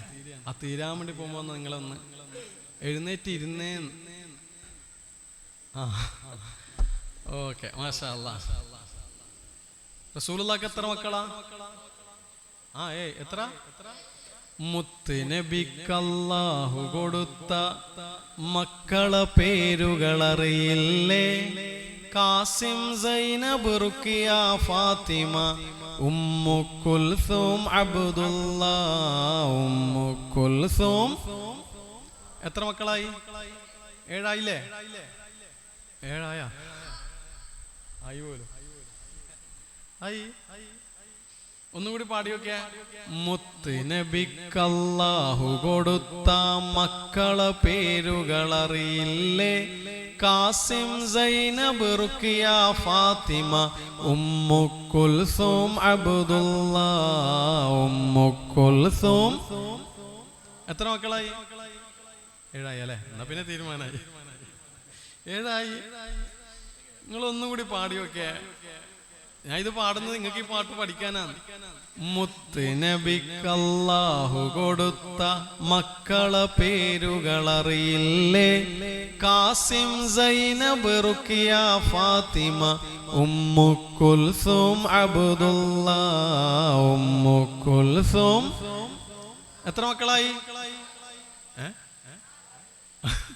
അറിയാലേ? മുത്ത് ഖദീജത്താണീ മക്കളെ പൊന്നുമ്മ എന്നറിയില്ലേ? ഈ 6 മക്കളുടെ ഉമ്മാന്റെ പേരെന്താ? മുത്ത് ഖദീജത്താണീ മക്കളെ പൊന്നുമ്മ എന്നറിയില്ലേ? ഇബ്രാഹിം എന്നൊരു മോൻ മാരിയത്തുൽ ഖിബ്തിയയിൽ നിന്നല്ലേ? മഹാനായ മുഹമ്മദ് മുസ്തഫ സല്ലല്ലാഹു അലൈഹി വസല്ലമ തങ്ങൾക്ക് 7 മക്കളാണ്. അതിൽ 6 മക്കളും നബി സല്ലല്ലാഹു അലൈഹി വസല്ലമ തങ്ങൾ ജീവിച്ചിരിക്കുന്ന സമയത്താണ് ഈ ലോകത്തോട് വിട പറഞ്ഞത്. യാ അല്ലാഹ്, മക്കളും മരിച്ചുപോയ മാതാപിതാക്കൾ ഈ സദസ്സിലുണ്ടെങ്കിൽ അവർക്കറിയാം മക്കളുടെ മയ്യത്ത് കാണേണ്ടി വരുന്നതിന്റെ വേദന എത്രയാണോ എന്ന് നബി സല്ലല്ലാഹു അലൈഹി വസല്ലമ തങ്ങളുടെ 1-2 കുട്ടികളല്ല 6 മക്കളാണ് റസൂലുള്ളാഹി സ്വല്ലല്ലാഹു അലൈഹി വസല്ലമ തങ്ങൾ ജീവിച്ചിരിക്കുന്ന സമയത്ത് ഈ ലോകത്തോട് വിട പറഞ്ഞത്. അതിൽ 5 മക്കളുടെ മയ്യത്ത് സ്വന്തം കൈകൊണ്ട് ഖബറിലേക്ക് എടുത്തു വെച്ചു. മുഹമ്മദുർ റസൂലുള്ളാഹ് സ്വല്ലല്ലാഹു അലൈഹി വസല്ലമ തങ്ങളോ അതിൽ 6ാമത്തൊരു മോള്, ആ മകളുടെ മയ്യത്ത് പോലും കാണാൻ നബി സല്ലല്ലാഹു അലൈഹി വസല്ലമ തങ്ങൾക്ക് സാധിച്ചിരുന്നില്ല. അത് റുഖയ്യ ബീവിയാണ്. പുന്നാര നബി തങ്ങൾ ബദർ യുദ്ധത്തിൽ പങ്കെടുക്കാൻ വേണ്ടി പോയതാണ്. ബദർ യുദ്ധം കഴിഞ്ഞ് തിരിച്ചു വരുമ്പോഴാണ് കുടുംബക്കാര് പറയണത്, നബിയേ, അങ്ങയുടെ മകളായ റുഖയ്യ ബീവി മരണപ്പെട്ടു പോയി നബിയേ, ആ മകളെ ഞങ്ങളെ ഖബറടക്കി നബിയേ. സ്വന്തം മകളുടെ മയ്യത്ത് പോലും കാണാൻ അല്ലാഹുവിന്റെ ഹബീബിന് സാധിച്ചിട്ടില്ല എങ്കിലും മനസ്സിലാക്കിക്കോ, എത്ര വലിയ പരീക്ഷണങ്ങളിലൂടെയാണ് കടന്നുപോയതോ. അതുകൊണ്ട് തന്നെ മനസ്സിലാക്കൂ, പരീക്ഷണങ്ങൾ ഉണ്ടാകും, മക്കളിലൂടെ പരീക്ഷണങ്ങൾ ഉണ്ടാകും, കുടുംബത്തിലൂടെ പരീക്ഷണങ്ങൾ ഉണ്ടാകും. അല്ലാഹുവേ, പരീക്ഷണങ്ങളിൽ വിജയം നൽകണേ അല്ലാ, റാഹത്ത് നൽകണേ അല്ലാ, സമാധാനം നൽകണേ അല്ലാ, കുടുംബത്തിൽ സന്തോഷം നൽകണേ അല്ലാ, ദാമ്പത്യ ജീവിതത്തിൽ സന്തോഷം തരണേ അല്ലാ, ഭർത്താവിന്റെ സ്വഭാവം നന്നാക്കണേ അല്ലാ, ഭാര്യയുടെ പെരുമാറ്റം നന്നാക്കണേ അല്ലാ, ഞങ്ങളുടെ മക്കളെ നീ സ്വാലിഹീങ്ങളാക്കണേ അല്ലാ, അദബുള്ള മക്കളാക്കണേ അല്ലാ, അനുസരണയുള്ള മക്കളാക്കണേ അല്ലാ, ഞങ്ങളുടെ മക്കൾക്ക് നല്ല ബുദ്ധിശക്തി നൽകണേ അല്ലാ, ഞങ്ങളുടെ മക്കൾക്ക് നല്ല ഓർമ്മശക്തി നൽകണേ അല്ലാ, ഞങ്ങളുടെ മക്കൾക്ക് പഠനത്തിൽ മികവ് നൽകണേ അല്ലാ. ഞങ്ങൾ മരിച്ചു കഴിഞ്ഞാൽ ഞങ്ങളുടെ ഖബറിന്റെ അരികെ വന്ന് ഖുർആൻ ഓതി ദുആ ചെയ്യുന്ന മക്കളാക്കി ഞങ്ങളുടെ മക്കളെ നീ മാറ്റണേ അല്ലാ. ജീവിച്ചിരിക്കുന്ന ഞങ്ങളെ ഉപ്പാക്കും ഞങ്ങളെ ഉമ്മാക്കും നീ ആരോഗ്യത്തോടെയുള്ള ദീർഘായുസ് നൽകണേ അല്ലാ. ഞങ്ങളെ ഉമ്മാനെ കണ്ടിട്ട് കൊതി തീർന്നിട്ടില്ല റബ്ബേ, ഞങ്ങളെ ഉപ്പാന്റെ കൂടെ ജീവിച്ചിട്ട് കൊതി തീർന്നിട്ടില്ല റബ്ബേ. ആ ഉപ്പാക്കും ഉമ്മാക്കും നീ ആരോഗ്യം നൽകണേ അല്ലാ.